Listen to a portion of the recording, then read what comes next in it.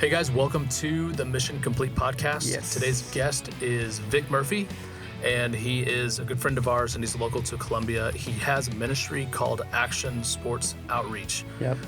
If you want to get involved and if you want to be a partner with them, you can go to the website and check them out. They are doing some awesome stuff. They just travel, do BMX tricks, and share the gospel, and they're rolling. So It's awesome. They're in 50 countries, wanting to expand, wanting more partnerships. So we were excited to hear his story, and there were so many things that we didn't talk about and so many things that we did talk about. And learned a lot about Anchorage. I mean, not Anchorage. Yeah. But Alaskan culture as a child. A lot about the BMX world that I didn't know about. So yeah, it was fascinating. It's a fascinating conversation. So I hope you guys enjoy it. And yeah, he's a good man. He's got a lot of insights on what God is doing right now and how to follow him in this day and age, because it's really hard. So, and I think we've gotten connected to him at a really interesting point. Yeah. So I'm curious to see where the Lord takes this relationship. So, and shameless plug, we are Mission Merch. If you need custom apparel for your church, your business, your school, anything like that, let us know. We can help with design. We can help get everything printed and fulfilled and to you. So we'd love to help, and let us know. Enjoy this episode. Welcome, everyone, to the Mission Complete podcast. What's it called? Mission Complete podcast. Okay, good. And, we have my business partner, Brian, and our guest today is Vic Murphy. Vic, welcome to the Black Box. Is kind of what we're starting to call it, I think. But we have air conditioning today. We have air conditioning Praise today, the Lord. so we won't be glistened and glazed like a dozen donuts. So I love that. Yeah, I like donuts. So. I'd be sick, actually, if I ate a dozen donuts. So, but Vic, you have a pretty wild ministry, and I love it. Yep. I grew up, watching the X Games and stuff, and watching Dave Mira, and to be honest, didn't know who you were at the time, but it's cool to hear, I don't know, looking back, you were so in that circle and a front runner. So yeah. What's funny is I think it's funny that you found us. We didn't find you. One day you just showed up at our office and we thought you were coming to meet someone else. So for about 30 minutes I was working and ignored you. And I was like, I didn't notice. What's he doing here? We were wheeling and dealing, and we're like, oh cool, Vic's here to meet with Brad. And Brad was like, hey, Vic wants to talk to you guys. We were like, oh, okay. I'm so sorry. Yeah. It was awesome. It's freestyle. It's freestyle. Yeah, We'll figure it out eventually. Yeah. So thank you for finding us. Yeah. But one thing we like to do is, we went through a branding workshop not long ago, and we told our story from literally start to finish. We're not going to ask you to do A to Z, but if you could 8 hours. Yeah, I was gonna say 8 hours. But there. I started as a small child. Okay. Wow. Didn't we all? Were you not That's a powerful. newborn? Very small. Yeah. Okay. But if there was a Cliff Notes version of kind of some defining moments in your life, can you kind of catch us up to speed? Because I think what we're noticing is when people tell their story, they can really start to see God's hand over their life the entire time. And it's been powerful for us, and I'm sure it has been powerful for you as well. But it also gives clarity to the future sometimes too. So can you just kind of catch us up and how did Vic Murphy become Vic Murphy? Vic Murphy. Yeah, well, to start, just what I guess anyone having the time to listen to this, I oversee a ministry that's called Action Sports Outreach. And so we use action sports to proclaim the gospel around the world. And so we've been to 50 countries, and some of those countries 4 or 5 times a piece. And we have different guys, a handful of committed guys that are believers that are part of that ride BMX bikes. So that's I love that. So we also, are involved in skateboard ministry and not so much the motorcycle and FMX stuff, but definitely are helping organize those events and announcing for those events and using FMX guys. But we concentrate mostly on BMX. Okay. And so I think that's where I'm at today. Okay. And so how I got to that point started when I was a very small child. So, Where did you grow up? I was born in Anchorage, Alaska. What? And Wow. Did not know that. yep. Okay. And so my whole family is from Texas. And when the pipeline and all the oil started booming up in Alaska, especially the pipeline, both sides of my family eventually ended up in Alaska. Wow. And so How old? You were born there. So I was born your there. Parents ended up. Okay. yeah, All right. I gotcha. but and I left basically right before I turned 17. Wow. So I left. So I grew up completely in Alaska until my senior year Wow. Okay. till my senior year of high school. So basically, I could tell this story in a million different ways. I as far know. as, and I always say everyone has a life story. Everyone has the same testimony. Like if you're a believer, if you follow Jesus, which is the only thing that I think matters, is are you following Christ? And we all have the same testimony. It's like Yeah. we were dead in our sins and now we're alive in Christ. Yep. I mean, Jesus died, he revealed himself to us, and he saved us. Right. And so Revelation talks about it's by the blood of the Lamb we are saved, by right. his grace alone. And so that's our testimony. I was dead and now I'm alive, and that happened when I was 22. Okay.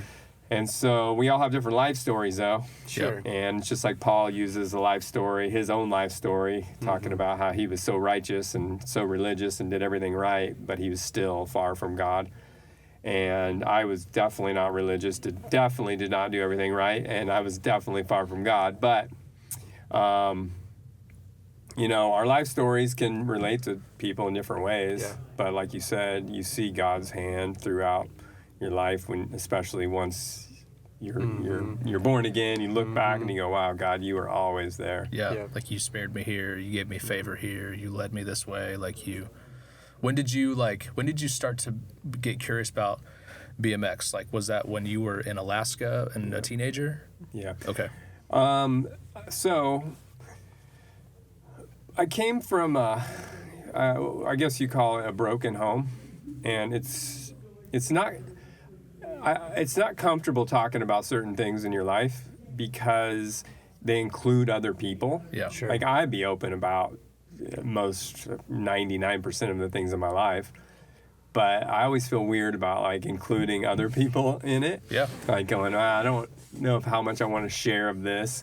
Sure. So broken home, I would say it's an understatement. It's no secret in my situation, because my dad was married 5 times. My mom has been married 4 times, and my dad, he died this last year, and he was just a typical hustler, kind of selfish kind of guy. I think typical for what you see around the world and people who don't follow the Lord. Sure. And then you just worship yourself, I guess.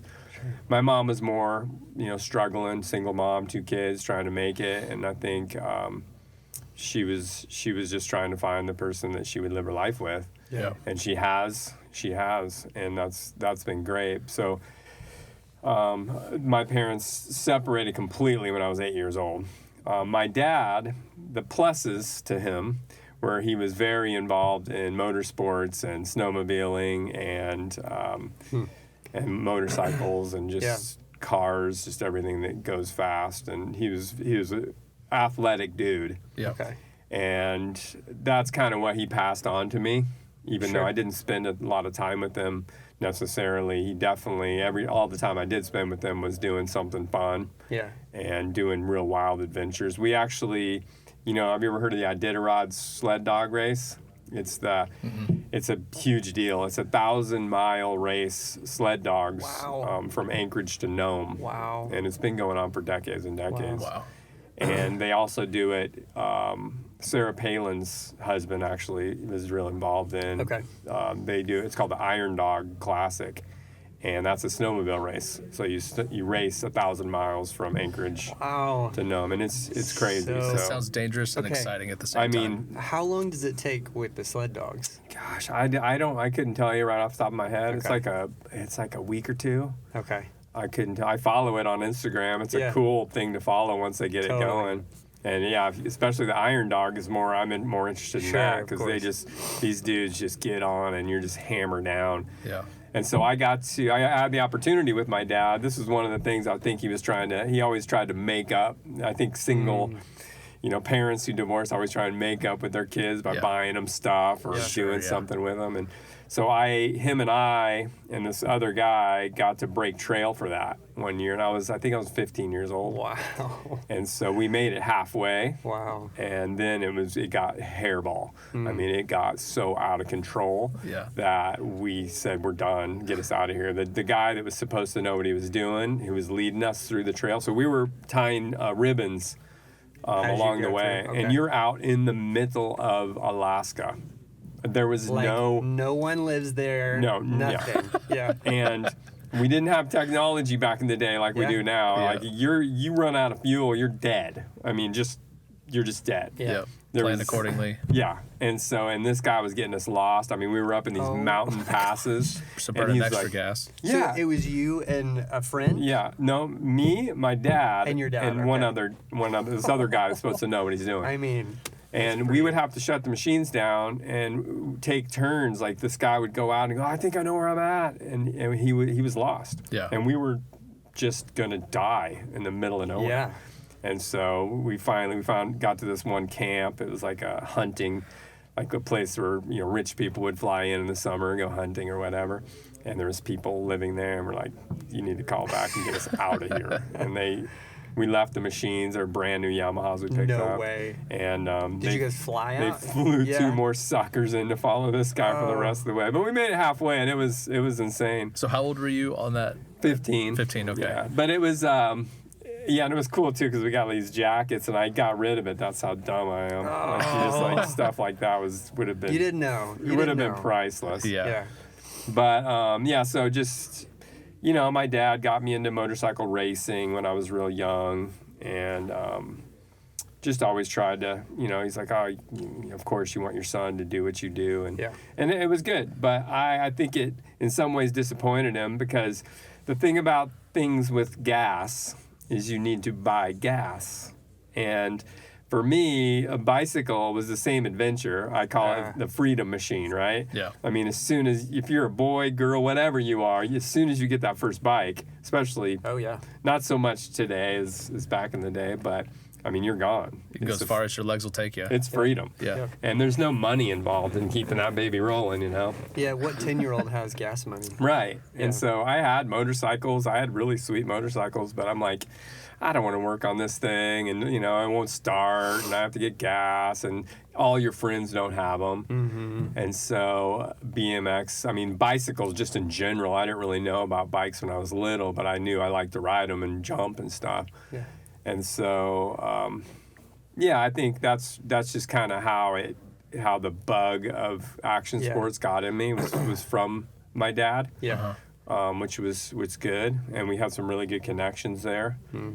Just the highest end action sports people in Alaska I was around. Wow. The very, very top guys. And this guy named Scott Davis was the king of all Alaska motorsports, and his son, Corey Davis, he's a monster rider for snowmobiles. He was in the X Games. Wow. And Sarah Palin's husband actually ended up partnering with this guy, Scott Davis, who I grew up around trying to, I mean, it was like we'd get on snowmobiles and there was this place you would go, you could stay there for weeks, but it was up in the mountains and everybody would build cabins during the summer and then you would stay up there and ride in the wintertime. And you know how it is in Alaska, it's like pitch black all winter, a couple hours of light. Yeah. But I was a little dude riding with these top guys, and I mean, we'd get on and start going. I'm like, and I was a good rider, and they're just gone. You know, I'm just I'm in the middle of the wilderness by myself, following snowmobile tracks. I'm seeing a theme here of you in the middle of nowhere at a young age. That is definitely the theme. I look at my kids and I'm like, they can't even go in the basement by themselves. And I'm like, I'd be down at the bus stop with Sasquatch sitting there looking at me. I'm like, when's the bus coming, guys? It was nuts. Awesome. I think about my life growing up, and there's a lot of me in the pitch black with wild animals. Wow. That was fun. So 17, you left. Yeah, well, I'll tell you, this is the story how I got into BMX. There's a key moment there. I'm 11 years old, I believe. It's a good age. I think I'm around 11. So I love riding my bike. Yep.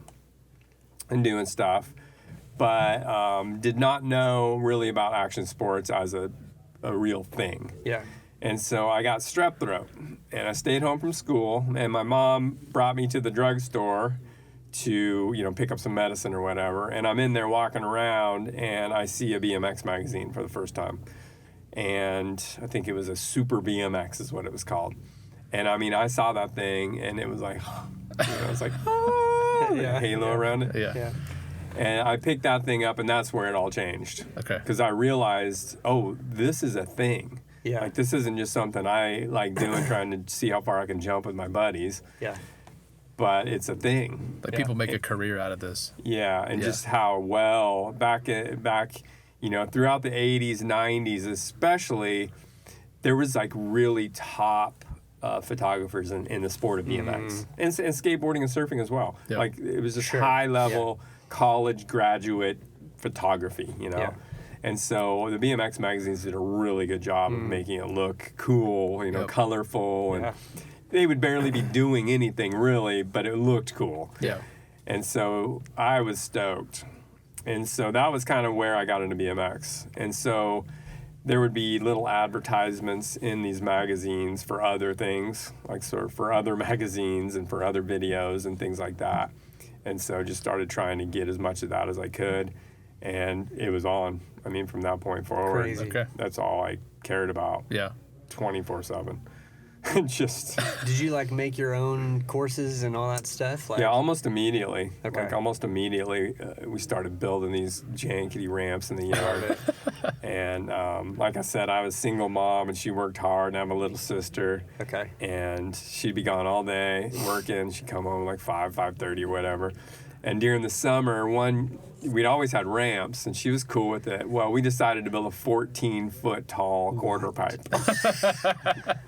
Okay. And nowadays, you'll see like a half pipe or something that's 14 foot tall, no problem, but not 8 feet wide. Yeah. This thing looked like the Leaning Tower of Pisa, man.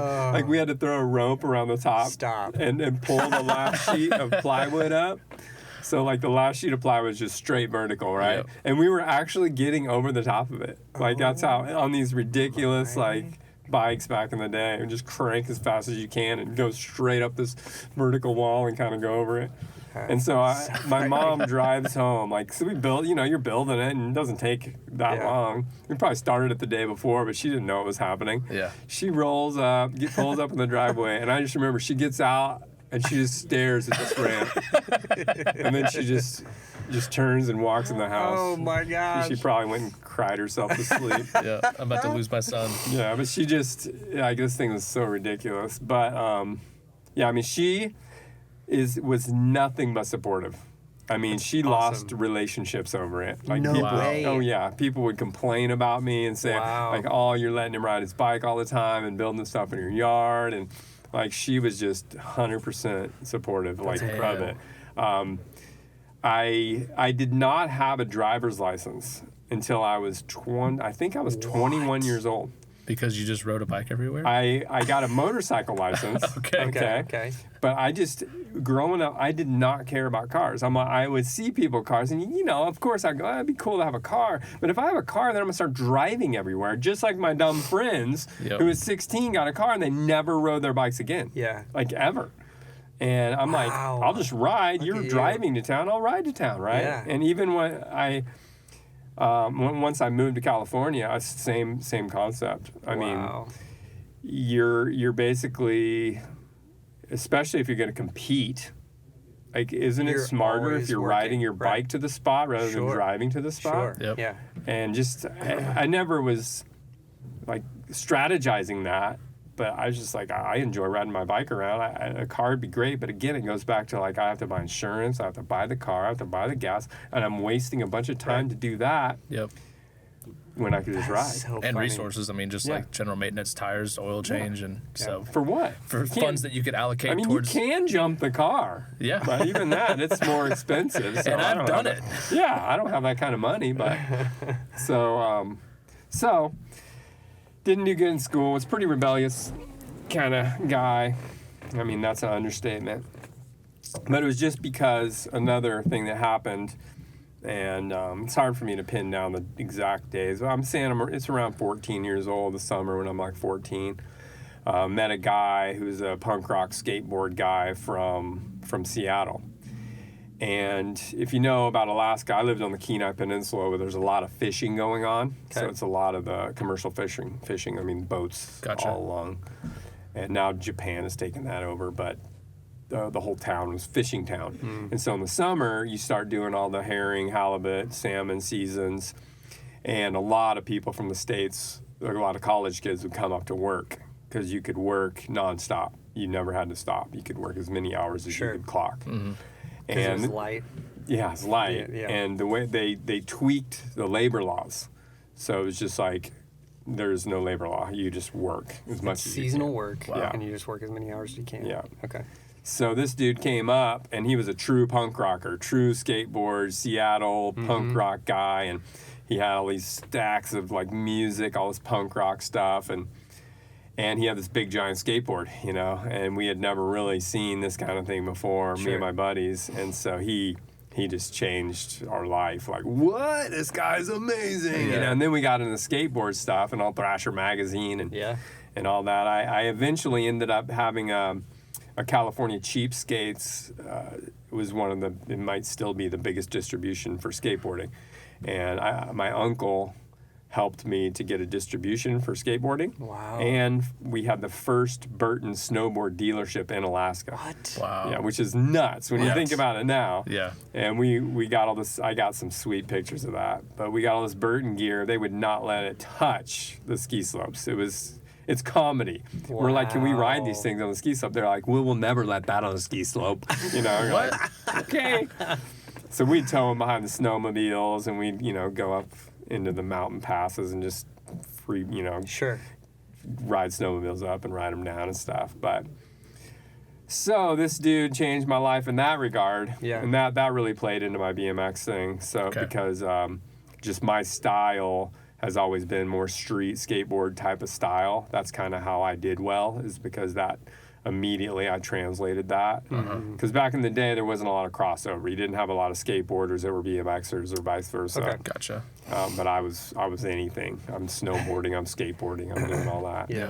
And so I was much more interested in the skateboarding industry than the BMX industry. Really? Just, it was way better marketing. Sure. Yeah. I'm a lot Well, you better. knew somebody too. That guy. Yeah. You know. And it's just better huge influence. storytelling, though. Like, to know the guys is, yeah, there's definitely a different culture, Yeah. but the storytelling within the industry is so much better. Okay. I mean, BMX was still like on the motocross kick, wearing full face helmets and Yeah. all Sure. neon and all this. Yeah.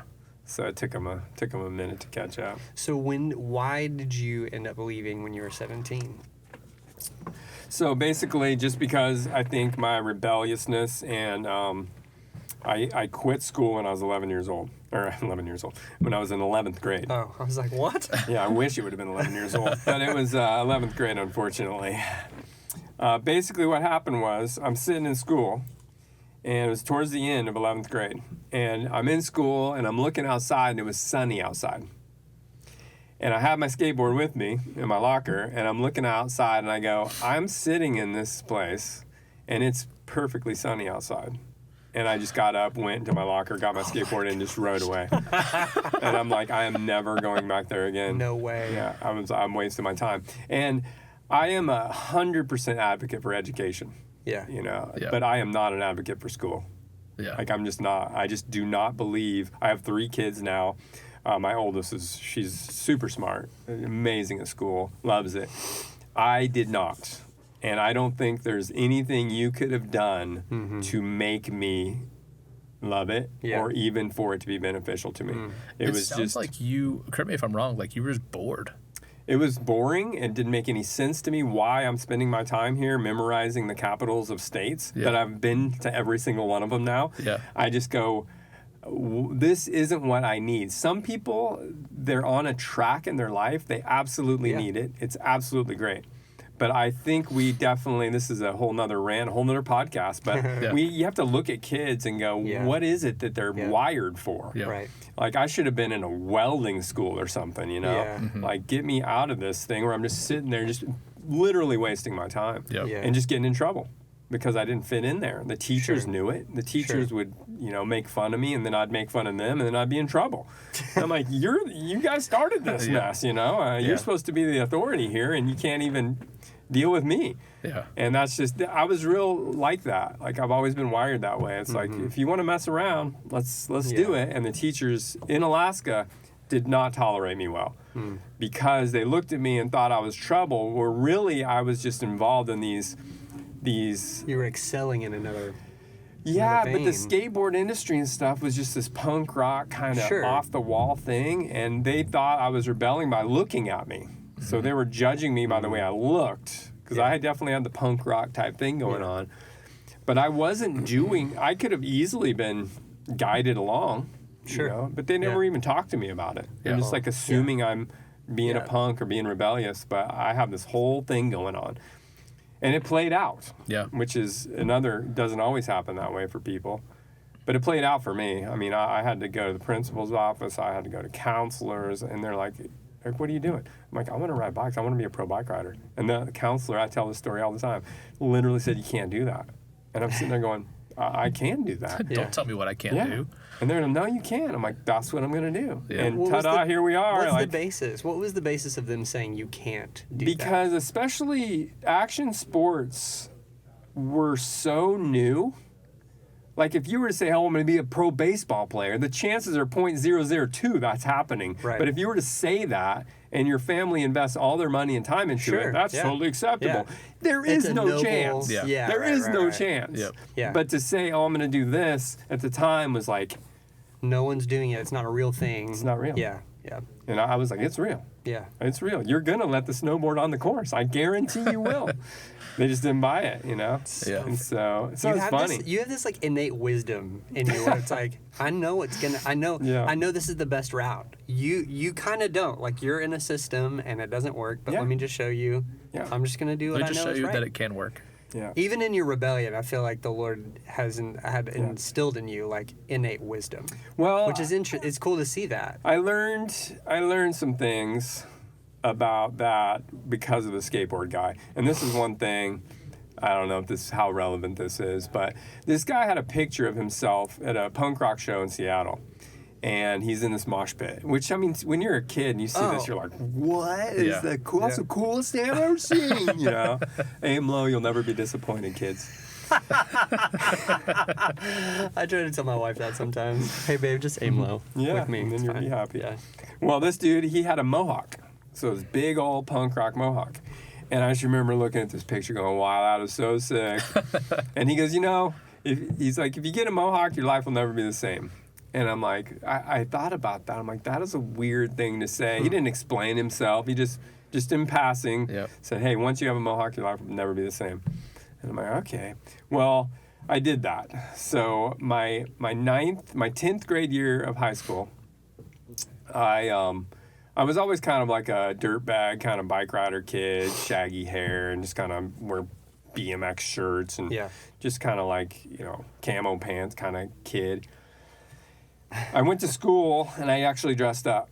So I had like button-up shirt, nice pants, and I kind of combed my hair, and everyone is complimenting. I'm like, Mr. Murphy, like, whoa, what happened? The teachers. I'm like, thank you. Go home that night, and my mom actually helped me. I shaved a giant mohawk in my hair.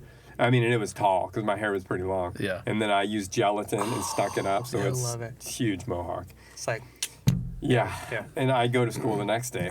Not quite the same reaction as the day before. It's a social experiment. It was. I didn't even really know Yeah. what I was doing. I just knew I knew I was doing something. I'm like, this is going to be comedy. I did not expect what happened.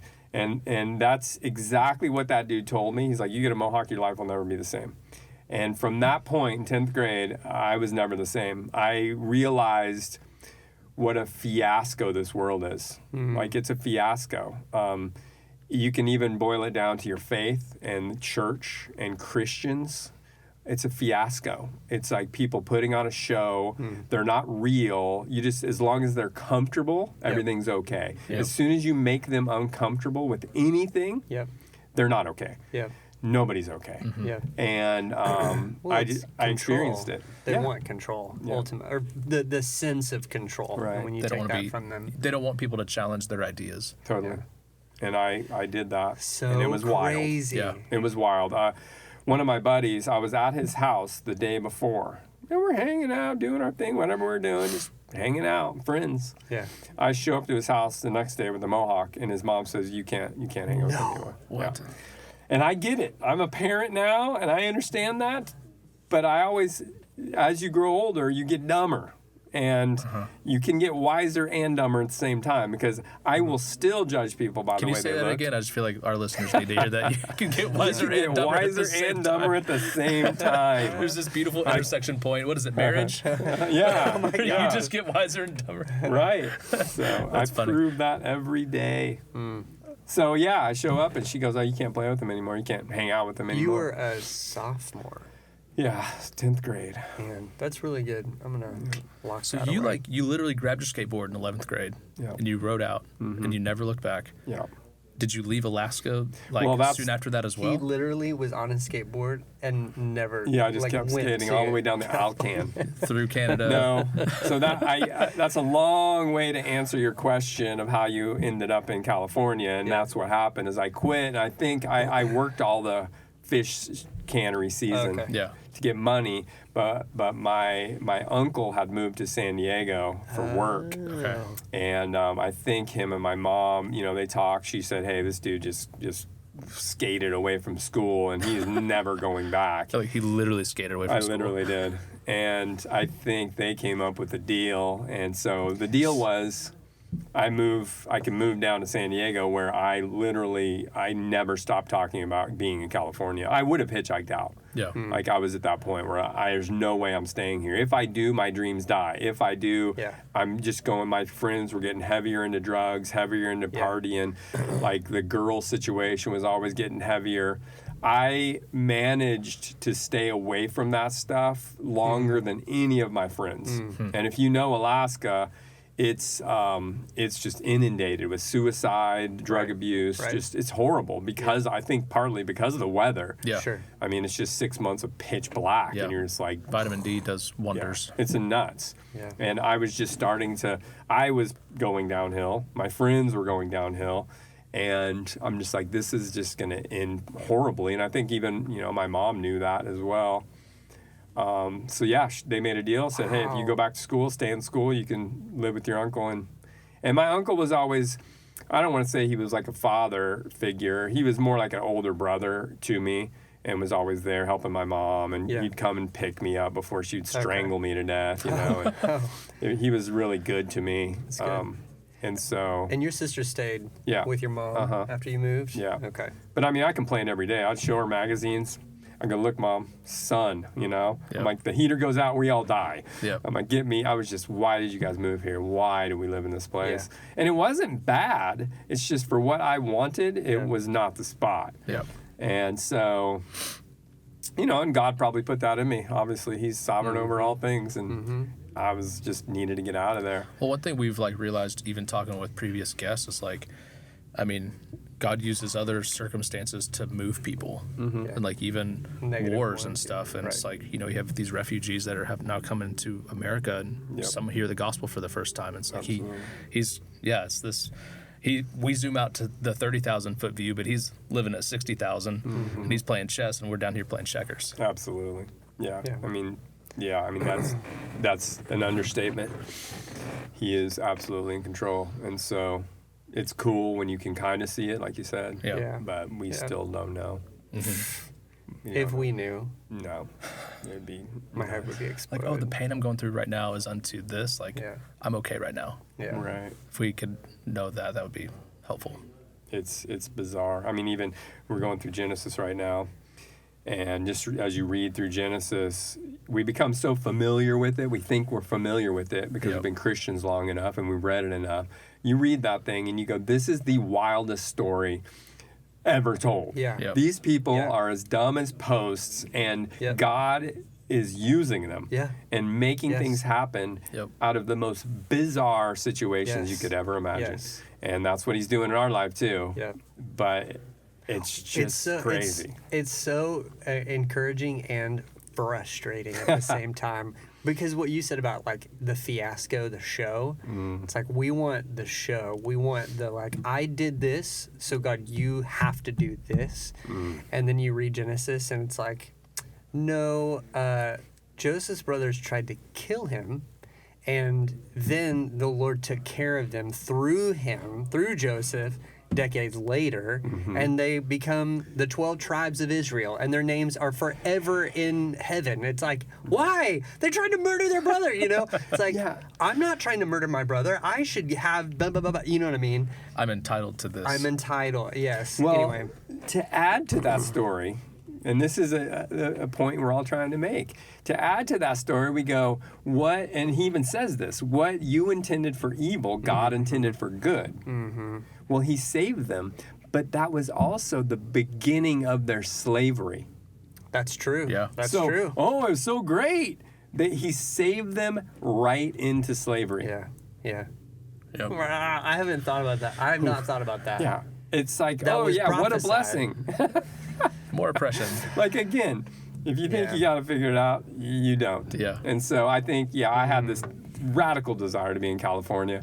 I got to go, and I mean, I rolled in there. It was like a movie. I mean, it literally was. The more I think about my life. You went from darkness to immense 70 sunlight and sunny forever. every day. Yeah, and there was a drought the year that I got there. For 6 months, they didn't see rain. I mean, there was not a cloud in the sky. I was like, this is paradise. Yeah. I did not have a BMX bike. I had just a couple T-shirts. I had a guitar, like an electric guitar. True punk rock. I had a Brand X skateboard, and that's it. I mean, I had nothing. I had a skateboard, a couple T-shirts, a guitar, you Yeah. know.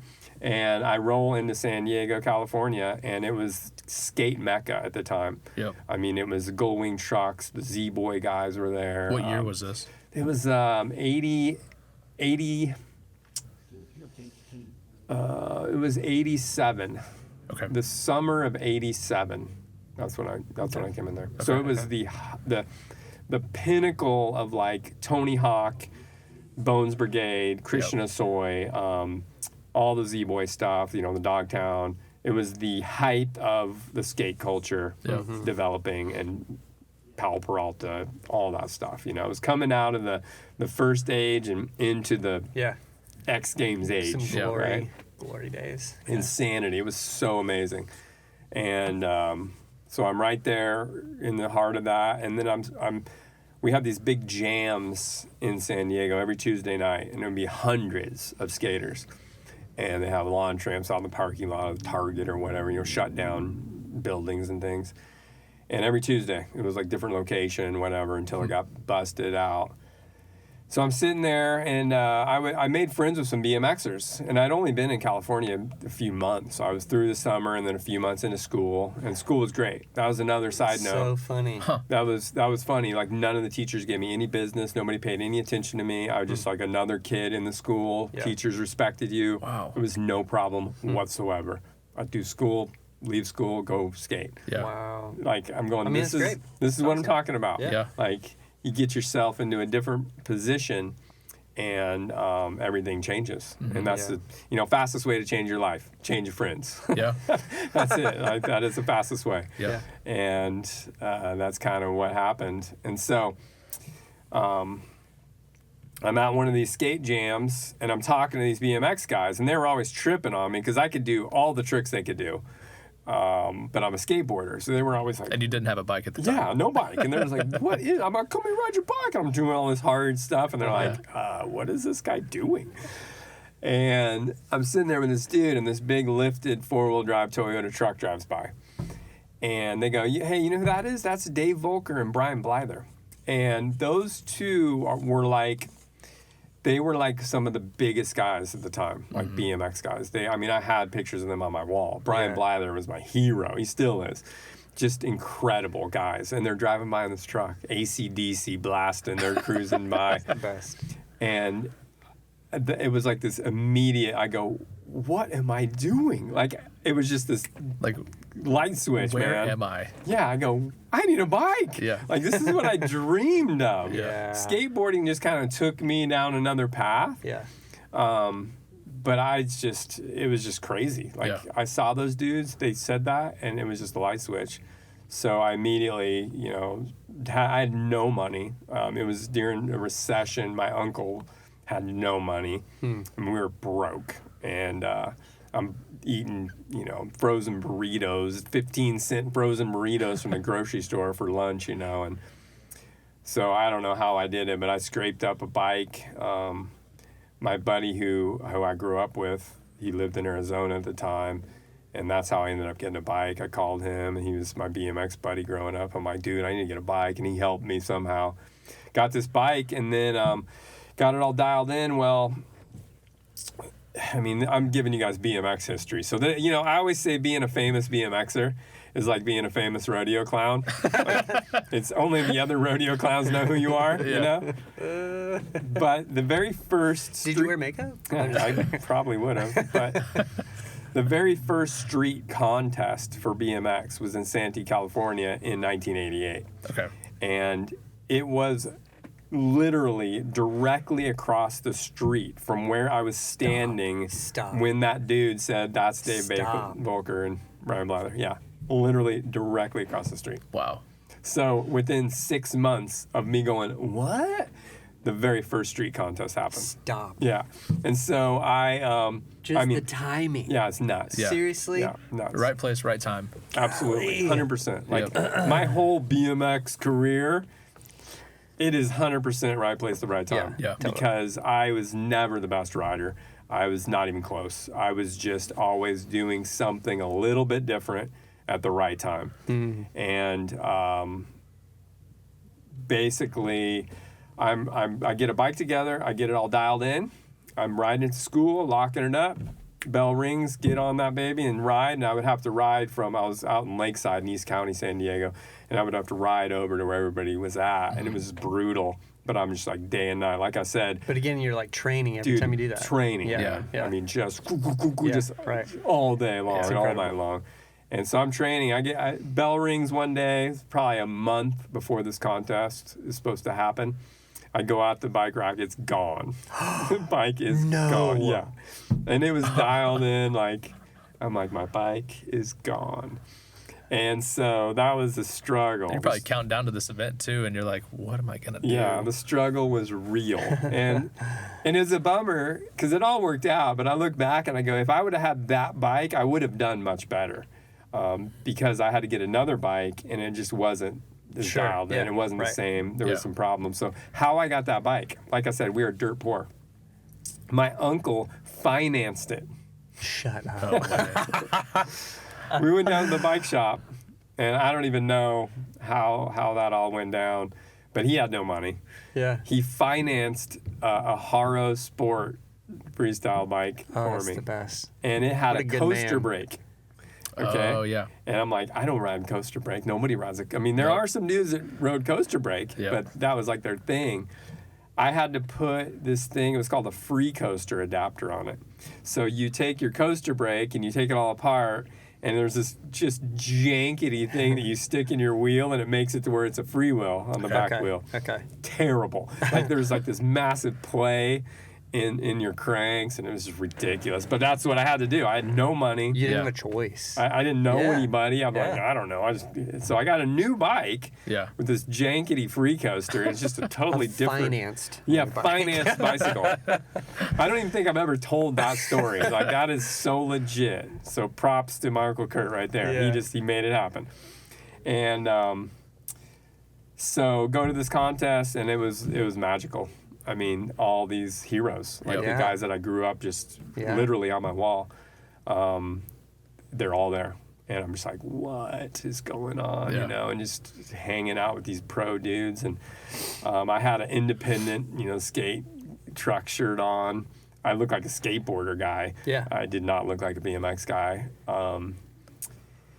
And so I ride, and I got first place in the expert class in that contest. Wow. And pretty, I don't want to say easily, but pretty easily. Yeah. Because within the next, it was like 4 or 5 months later, the next contest I entered pro and got fifth. Wow. So it was real quick. Yeah. Yeah. So I'm sitting there And top. you're 18, 19? Yeah, at I was this point? 18. Okay. Yeah, I was 18, right? I was So you're turning just 18. like starting to figure out like there's something here, and I'm like, this comes to me a little more naturally than maybe other people. And I put the work in. So like I said, when I was 15, if I would have been in California, I mean, I would have slayed. okay.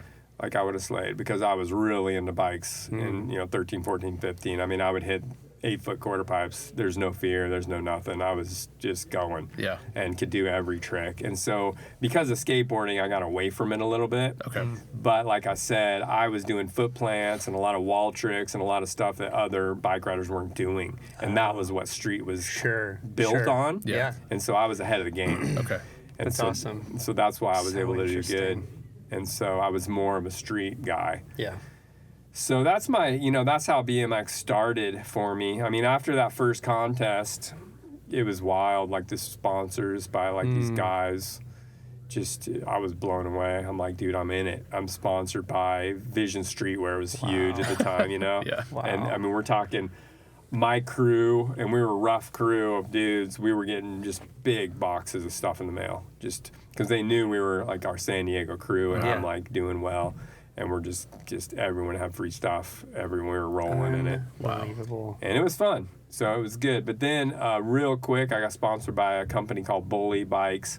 And one of my childhood heroes, RL, his dad ran the magazines back in the day. And they were really great marketers. But I got exposed to the industry side of it, and I hated it because I was way too punk rock. Yeah.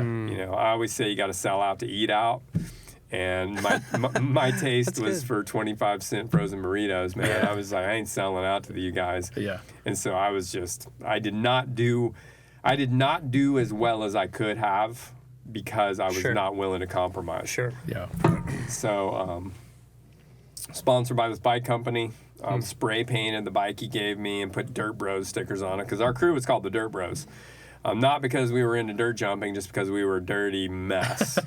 And we're in the heart of San Diego at the time. We're just, one of our crew was an actual Crip, like, the gang members. Oh, like, he was yeah. actually a Crip.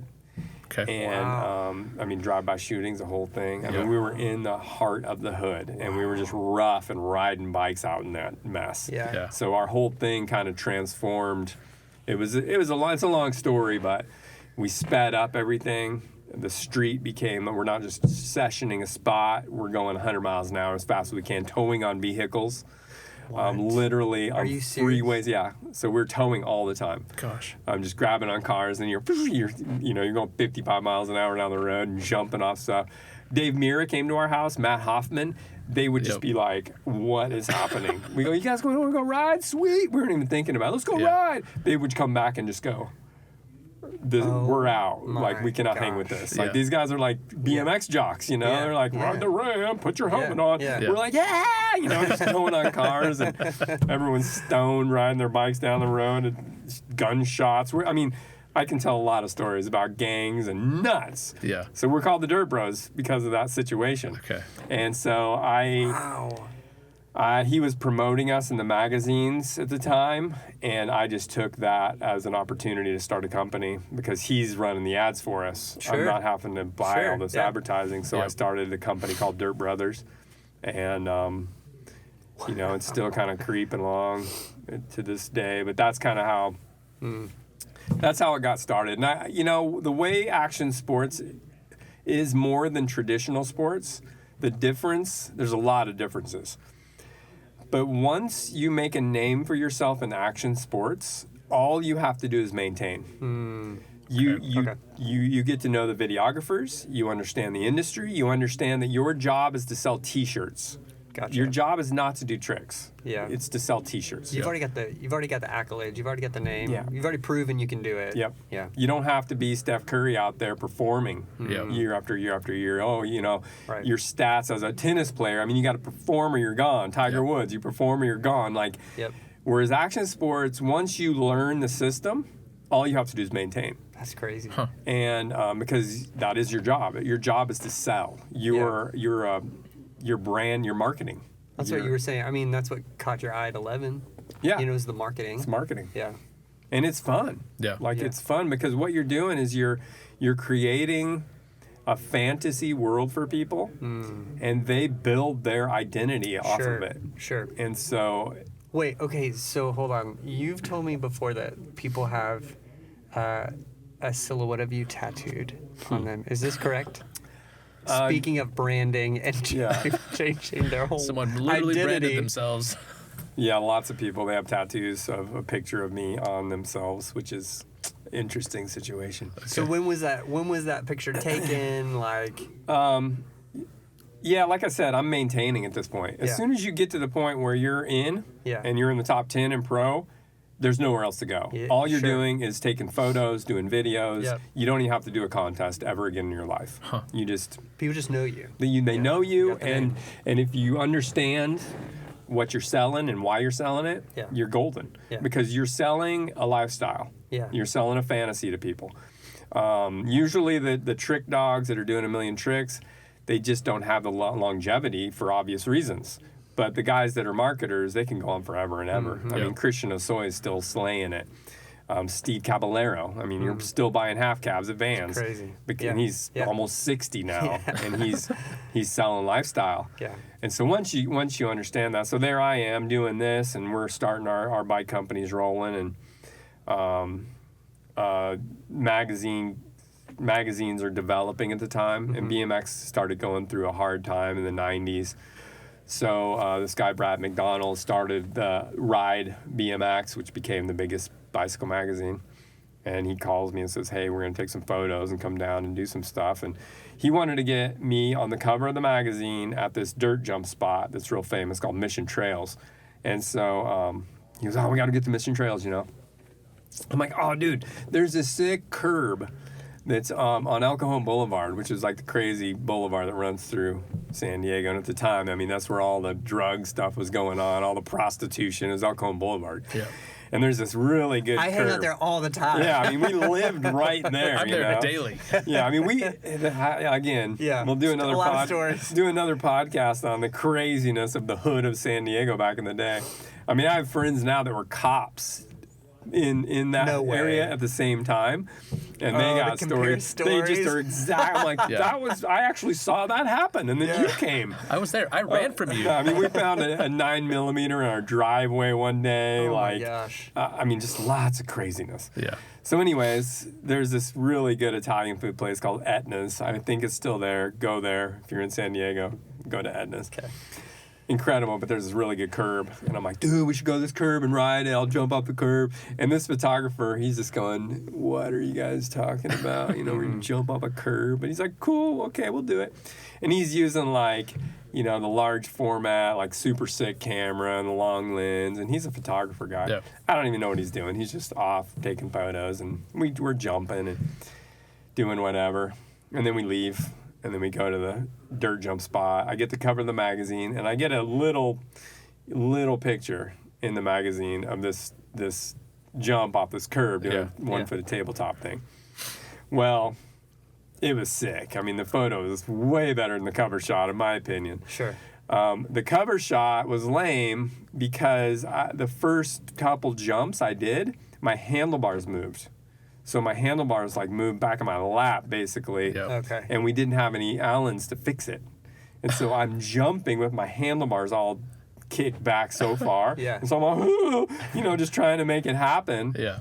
And that's what they used? They used it. And people even say that. Like, he thought it was sick, and everyone's, oh, it's such a sick photo. And I'm just looking at it going, Oh, no. are you kidding? Yeah, like, yeah. I could have If been... you know. I could have been upside down. Like, that could have been the sickest Yeah. photo, but it wasn't, in my opinion. It's still cool.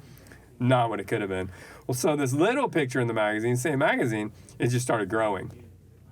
And they reposted that thing. I got like one of the top influential riders of the 90s. You know, they do like who was the most influential rider in BMX throughout the 90s, and I was one of the guys. Yeah. And so then they had that same picture a little bit bigger. Yeah. And then they had like their 100th anniversary magazine, 2-page spread. And then they had, it just kept, this thing kept going to where it's like they're reprinting this photo, and then the internet kicks in. And it just starts, there's a thing called, you know, Tabletop Tuesdays for BMX.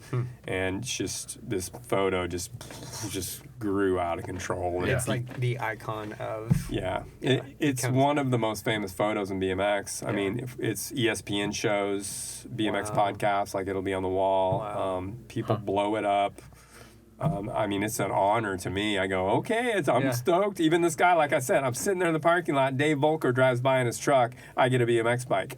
Yeah. A couple years ago, Dave Volker has a picture of me blown up and gives to his son as a birthday present. So I'm like, he returned the favor, I guess. I'm like, thank you, Dave. And so it's just been an honor. That's awesome. And the reason why, if you look at the photo, and you can just Google Vic Murphy tabletop, you'll see it. It's because my buddy Tony, who was doing tail whips off that curb that day, which is insane for the time, he's in front of me, he's like riding, and I'm doing 1 foot of table off this thing. And I mean, it's high. I look at it today and go, I'm not doing that today. Yeah. But it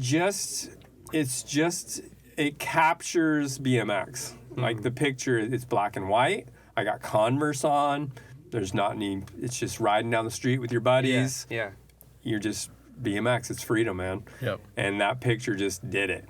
And it keeps doing it. You look at it and you go, this is BMX. That's awesome. And so, yeah, people have gotten a I mean, lots of people tattooed on them. And So crazy. people have given me paintings of it, like where they painted it for me. And it's cool. Wow. So it's a cool thing. And also for me, it keeps you in BMX because we've been, like I said, 50 countries around the world, and there's never, people may not know who I am. I go, hey, Vic Murphy, and they don't have a clue. These, 18-year-old kids, 16-year-old kids, you show them that picture, and they go, Vic Murphy? Like, then they know. No way. Yeah, then they go, oh, yeah, I know the picture. Yeah. They don't know me. Yeah. And so it's just a cool way to bridge the gap. Okay. So at what point along the way did you meet Jesus? Like, what was the... Where were you? How old were you? All of that stuff. So, like I said, both sides of my family are from Texas. So, of course, we're Americans, so we're Christians. Yes. And, I dabbled. Our family would go to church here and there. They consider themselves Christians. And I hope every single one of them is. I don't know that, but I hope all of them, the dead ones especially, but I hope everybody is. But they consider themselves Christians. And one thing they always tell me is, I don't know, but one thing is we're not Mormons. We're not Jehovah's Witnesses. We're not Mormons. Yeah. So I always knew, like, that's not the same. So, I'd heard about Jesus, obviously. I had a run-in with my grandma when I was 9 years old. I call her Billy Grandma. And I love that. Yeah, she lived in Anchorage, Alaska. We lived in Kenai, so 3 hours away. So I didn't see her a lot, but she was an evangelist. I mean, it's awesome. No joke. Like every single person. She got saved when she was in her 30s. Wow. And that lady preached to everyone. Runs in the family. Yeah, she did not care what you thought about her. She was going to tell you about Jesus. Yeah. And she did that for me.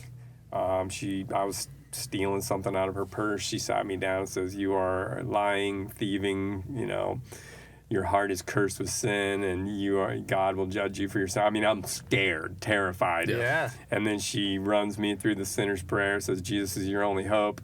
She said in this prayer, Jesus, make my heart white as snow. And that was the only thing I remembered about that whole situation. Wow. I was like, I'm in trouble. And then I prayed, Jesus, make my heart white as snow. Okay, I'm good.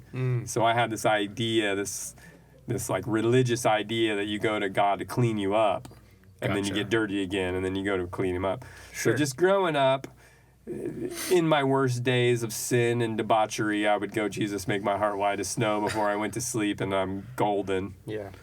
But that was the extent, and then it just got farther and farther away. Yeah. I mean, people will say, let's get into the fun part of the podcast. People will say that prayer being taken out of school was when it all started going south, right? Where it really all started going south was a place called the Garden of Eden. Yeah.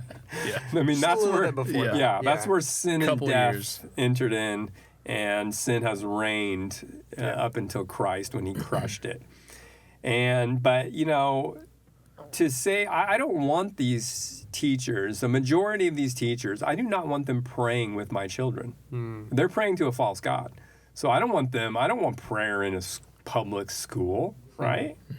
That's insane. I barely want prayer in most churches because I don't know what Jesus you're praying to. Yeah. So what I would be the most ashamed of, as far as, especially in the United States, but it's spread throughout the entire world, is the absolute blasphemy that you would allow anyone to teach that we came from monkeys and then we shaved and now we're men. Yep. That is blasphemous to a creator God who made man in his image and with a purpose for his glory. And that you're going to tell my kids and me as a kid that I came from a monkey. Right.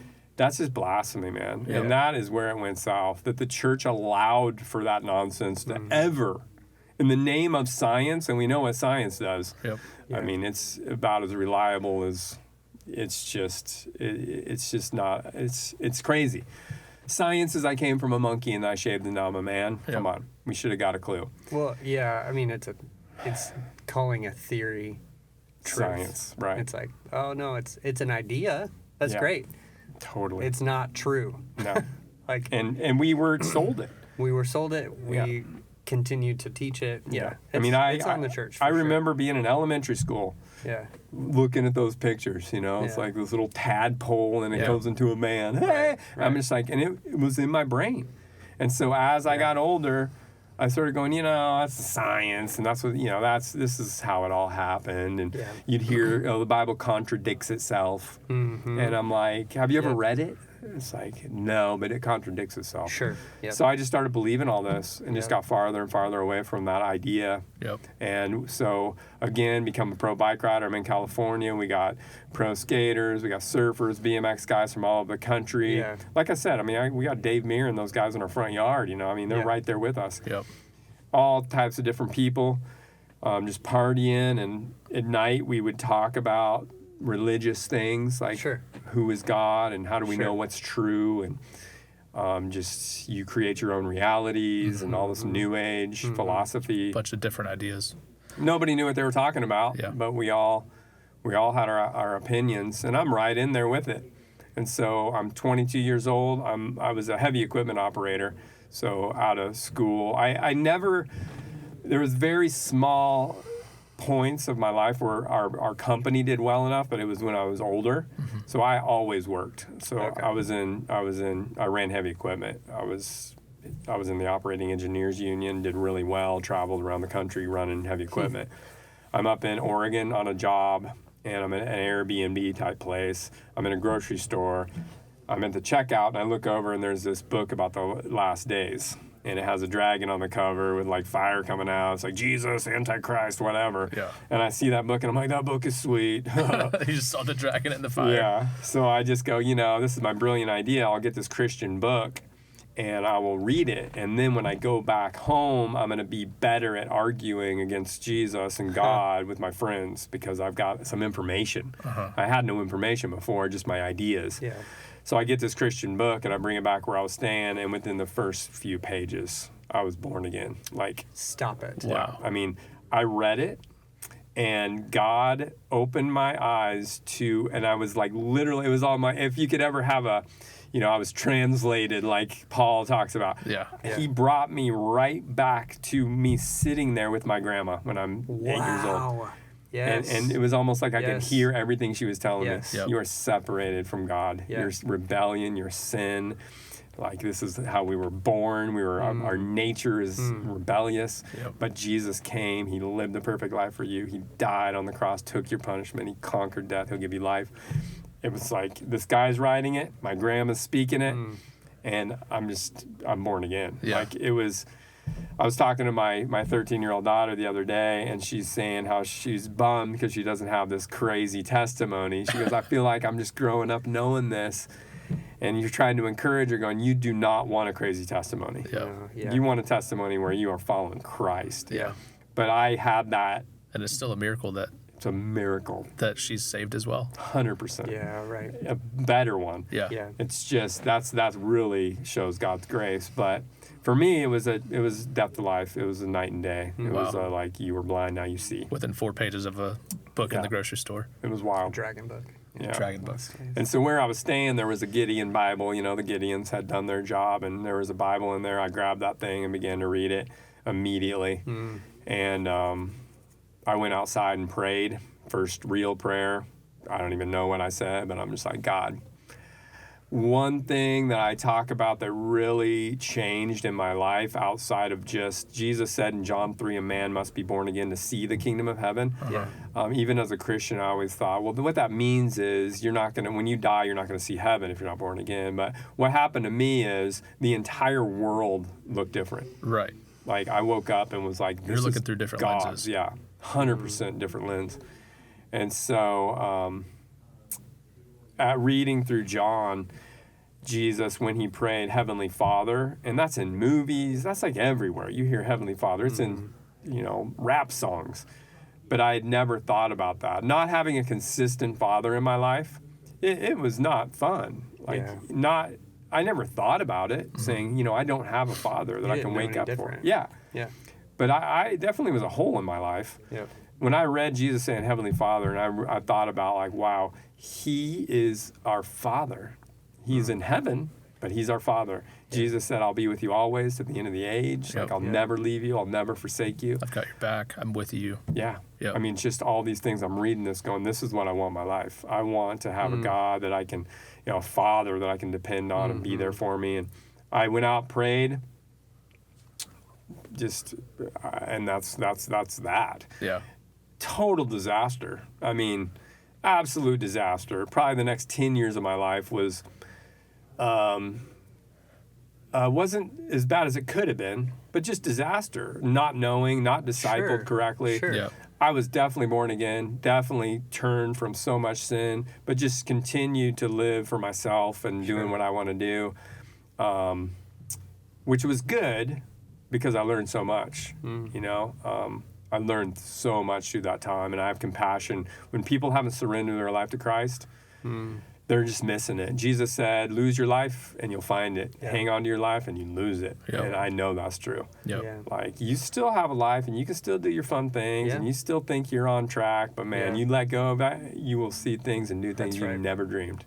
That's right. Yep. And so that was good. But I went back from that trip. I went back to San Diego, and I told all my friends, "You're all going to hell." My grandma told me. It was a terrible, terrible evangelistic strategy. But So 10 years after that moment, you just felt like you were alone, like not discipled, and just like no, I wouldn't say that. I just say that's a whole part of my Christian walk that. A lot of us go through. Yeah. It was just a lot of mistakes and a lot of misunderstandings and trying to figure out your spot in life and in church and, trying to be involved in church but just not getting it. And I didn't grow up in church. I was not a churchy guy. And so thankfully in San Diego, there were some really cool things happening. So I did get involved. Yeah. And it was very evangelistic. So, so leading up to... there's so much to the story. I look back and go, wow. A few years after I was saved, I went to work for my dad, and he had moved to Hawaii, And so he ran a wastewater treatment company in Hawaii, and which is a whole nother story. It should be a movie. But I agreed because I was traveling so much, and I was just getting sick of traveling. Yeah. And he said, hey, I need someone to work for my company if you consider it. And I was saved. And I'm like, maybe I could restore this relationship with my dad. Like, it's always been terrible and ridiculous, but maybe this would be an opportunity for me to have a new relationship with him. Sure. So I moved to Maui. And so I lived on Maui for almost a year. And I went to a Calvary Chapel in Kihei. It was right down by the beach. It was incredible. Yep. And there was this guy, his name is Bobby Grassi. And he was a young dude, real charismatic. Like, he was just talking with everybody. And I'd always see this guy, and I'm like, that guy is so, like, charismatic. Not like, but just everyone liked him, and he talked to everybody. I'm like, it's an interesting guy. Well, weeks, months went by, and finally he got around to me, talking to me. And he goes, hey, man, what's going on? Hey, blah, blah. And he's, telling me, I became a Christian. And I'm like, well, I don't know what I'm doing. I'm at this church, whatever. And he goes, cool, man. What are you doing tomorrow? How about meet me at the college tomorrow? And I'm like, all right. I thought I'm going to lunch with this guy or something. Yeah. I go over to the college. I don't remember the name of the city. It's the Kampala. I don't remember the name of the city there on Maui. Go over there. He comes out and says, hey, man, what's up? We're talking for a minute. And he goes, all right, let's go. And we start walking. And he sees these people come up to him, like just kids walking. Yeah. And he goes, hey, what's going on, guys? So where are you guys at with Jesus? And I'm just like, what's going on? What are we getting into? This dude's just talking to these people about Jesus? Yeah. And he's asking them where they go to church, and he's like sharing the gospel with them. And I'm just tripping. I'm just sitting there going, what am I doing with this guy? Yeah. And then, he sends them on their way. We keep walking. He goes, all right, it's your turn. And I'm just like, what? Throws you in the deep end. Yeah. And he's like, some people walking up, he's like, hey, everybody. And he's like, hey, go ahead, And I'm like, hey, you know about Jesus? He's going to share his testimony real quick. Yeah, right. And so I'm talking to these people. I don't even remember how it went because I'm just tripping. Oh, of course. And then it was just on, like, all these people. Well, he had a crew that there was actually a pastor that oversaw it. It was a college evangelism ministry. I love it. And so every single day, man, that's what we were doing. Yeah. It was like we would go to the movie theaters. People were standing in line waiting to buy their tickets. Come on. Yep. And we go, hey, everybody, guess what? We got a great news for you. You're going to see a movie. It's got a great message. We got a great message, better message. Jesus, And people are like, well, they can't leave. Yeah. And it just, That's a great way to evangelize. Just look for people that are stuck. They're stuck, man. Prison ministry. The gospel in an Prison airplane. ministry rules. Yeah. I just did 5 prisons last week. It's great. Airplanes are great because they're just strapped in and you're in a hollow tube 30,000 feet in the air. So I'm very uncomfortable even to this day with street evangelism and just going up to people, but it's the funnest thing you could ever do in your life. It's so exhilarating. It's so fun. It's like it is for me at times. I'm like it's the time that I have to need the Lord. I'm like, I need you to come through. I'm looking like an idiot for you. Like, please do something. Mm-hmm. It's awesome to see him. It's like, oh, there is a Holy Spirit when you start talking with him and he's guiding the conversation. You're like, oh, Lord, you knew that I was going to be here right now. Yeah. You already prepared them for this conversation. Yeah. Sometimes you don't know what you're going to get either. And I've been kicked off properties before, which is fun. Yeah, I mean, it's fine. Yeah. I always say, I have so many friends that don't believe in Jesus or don't believe the Bible's true, and I'm totally fine with that. Obviously not fine from, the standpoint of I want them to believe, but I understand the Bible says, like, it narrows the way and few will find it, and broad is the road that leads to destruction. So, and it's not, in God's timing, he will save and reveal this to people. Yeah. So I'm comfortable with it. Yeah. I just want them to know what they're rejecting. Yeah. Yeah. Like, I don't want to argue with them about politics or if they should smoke or drink or cuss or any of that. I don't care what you do with that. Yeah. What I want you to know is what the gospel says.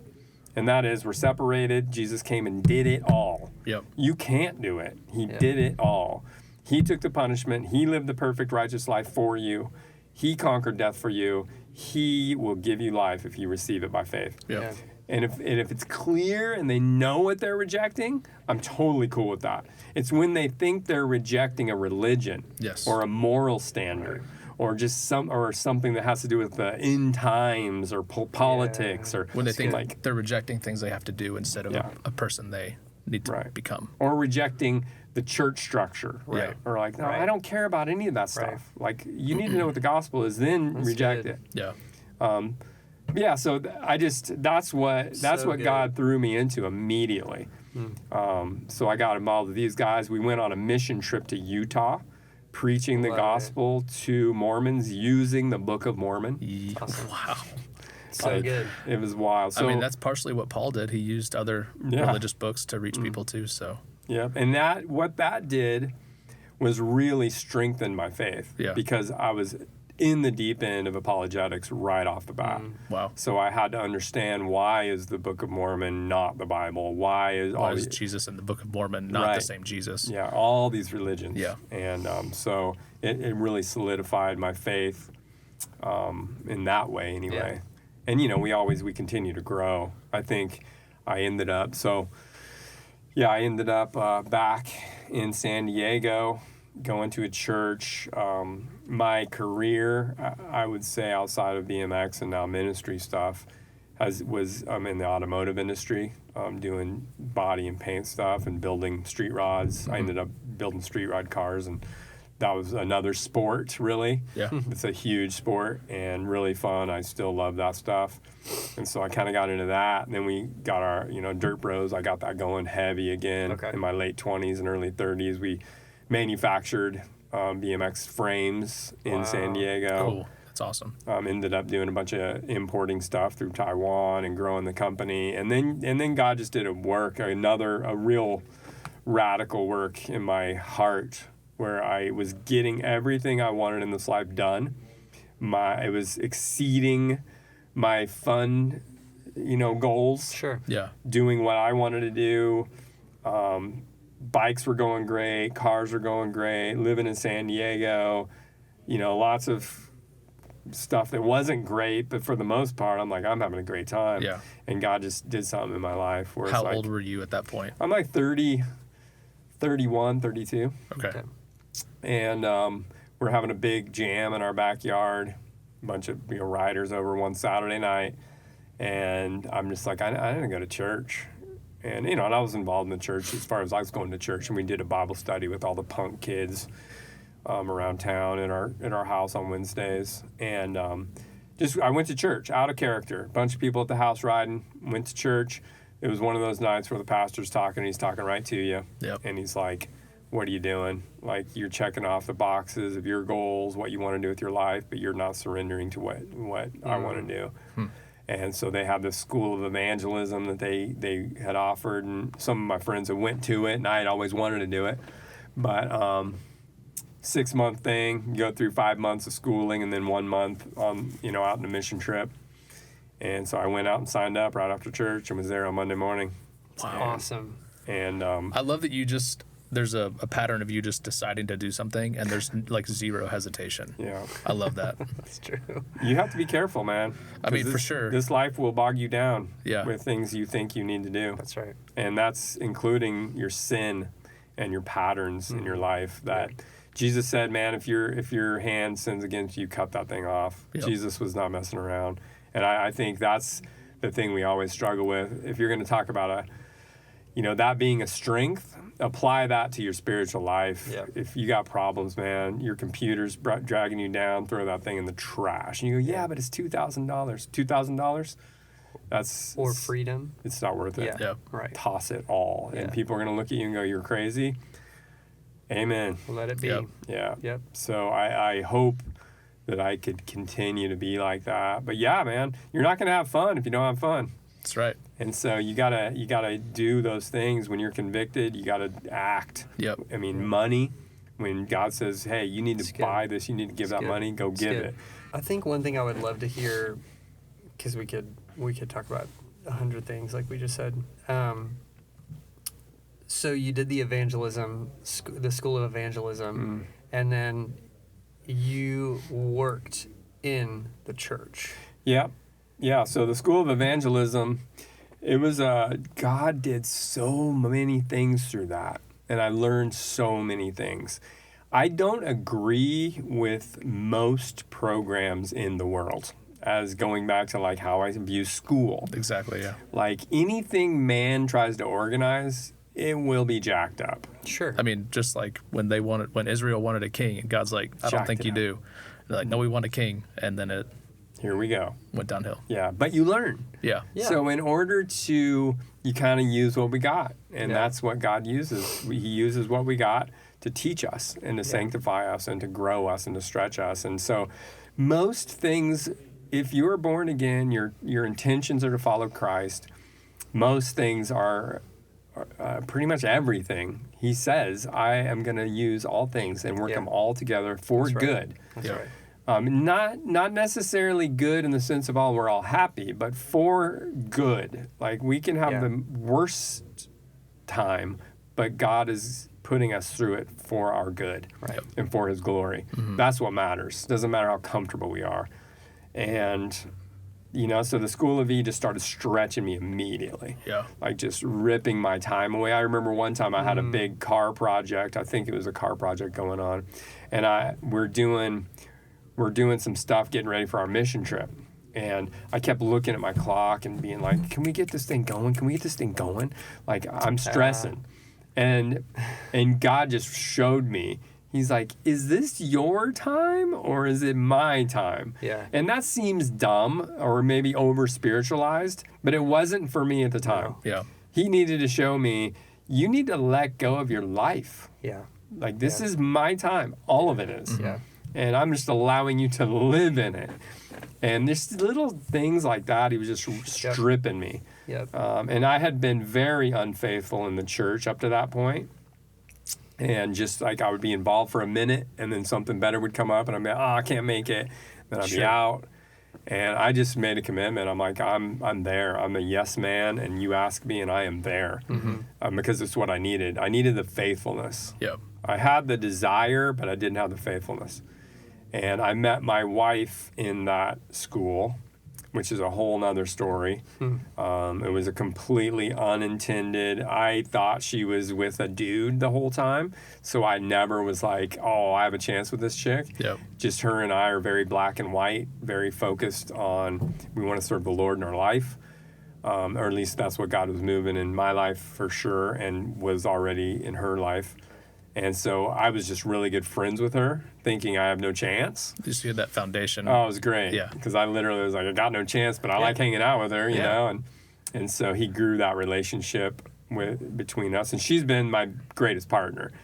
She is God. Even in that school, we did it's funny now when I look back, we talk about this every once in a while, but we did this course, one of my good friends put together this course on how do you find your calling in your life. Like, not just calling, we're all called to obedience, we're all called to what the Bible teaches us, Yeah. God's will. Sure. But there's specific things God made us for, whatever, maybe things. And he put together this course, and I just happened to be sitting next to my wife that day, just random. And her calling was to be a wife. And that's what she concluded. Yeah. And I'm like, doesn't everybody want to be a wife? Like, and she goes, yeah, they want to be married. Yeah. But not everybody is called to be a wife and support their husband. And like that, and be committed to that. Yeah. And I'm just so like, good. She understood the weight of it that day. yeah. But I'm just like tripping. Like, I kind of laugh at her. She always says, oh, you laughed at me. I'm just kind of like, okay. Yeah. And, she was stressing over it. She's real serious. She goes to the pastor and says, is this really a calling? And he's like, dude, I wish every woman had that calling. But so the commitment she's had to our ministry, it would be impossible without her, like what we've been able to do. But for me, just learning to say yes and be faithful, we ended up, a pastor friend that I had been involved in his church in downtown San Diego asked me if I wanted to do some kind of church service or something on Saturday nights. And I was like, yeah, I'll do it. I don't know what that'll look like. And he basically just handed me the keys. And we were in the heart of San Diego, like right by Balboa Park. It was basically the San Diego Rescue Mission, where most of the people off the street or out of prison would go to and live. Yeah. They were a part of our church. I think at the time it was the third largest homosexual community in the nation. Wow. Was Hillcrest was right there. Wow. And then the homeless community and everything else that downtown brings. And he hands me the keys for a Saturday night service. And I mean, it was just chaos. Yeah. I mean, It's beautiful. it was incredible. Yeah. Like people flipping me off as I'm preaching, yelling, fights breaking out, like dealing with every kind of nonsense, counseling dudes, the craziest things you've ever heard. Yeah. You know, it's like stuff where you're like, hey, can I talk to you about a couple things? And you're thinking, oh yeah, cool. Stuff that people, you need to go to prison now. Like just Yeah. insanity. Yeah. And my little, college SDSU, wife here, just like doesn't know. I just want to be a wife. Yeah, she doesn't know what she got herself into. Yeah. She had a demon possessed. I've only had a few times where I go, that's demon possession. Yeah. I've Yeah. definitely seen spiritual crazy. Sure. But only a few times where I'm like, that person is possessed by a demon. This lady was possessed. Yeah. Yeah. And she was after my wife. And just the wildest stuff you've ever seen. And it was kind of this ongoing nonsense. So we're just like, that's what we're doing, just craziness. Down there learning the ropes, man, preaching the gospel.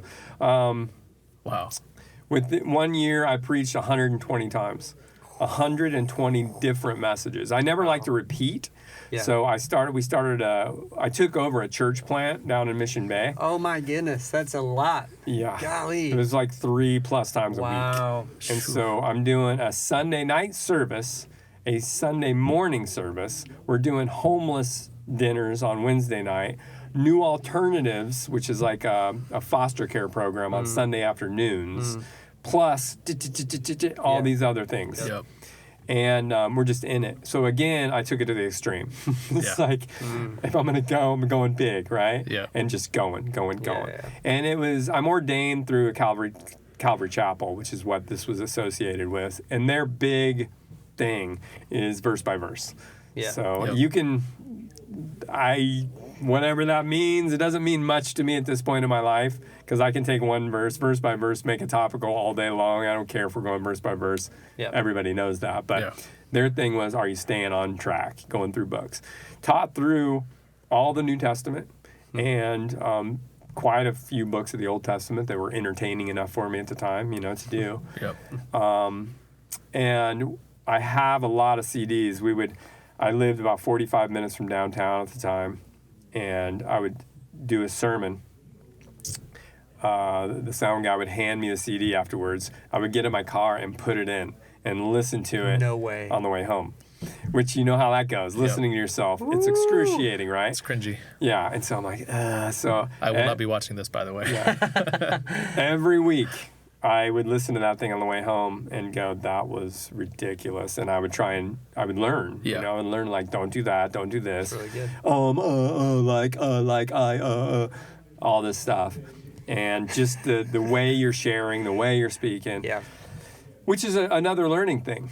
Yeah. And even now I learned I don't care about any of that stuff. What I care about is, are you pleading the case of Christ?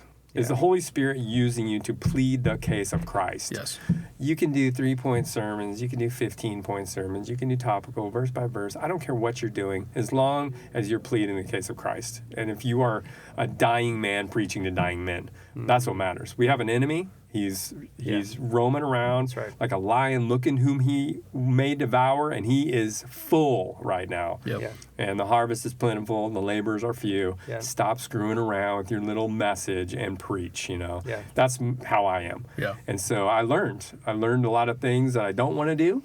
And that's kind of what launched us into what we're doing today. Because I was at that church particular for several years, 3-4 years, and no one even knew I rode a bike. Like, I wasn't a BMX Wow. guy. I was Yeah. doing Wow. BMX stuff, and Sure. I'm doing car stuff and BMX stuff for a living. But when I'm at the church, Pastor Vic, and I'm just teaching and trying to be faithful. And I did a Thanksgiving or Halloween outreach and rode my bike one day. I brought it in for the kids and was doing stuff. Yeah. And people were like, oh, you ride bikes? And If only you knew. yeah.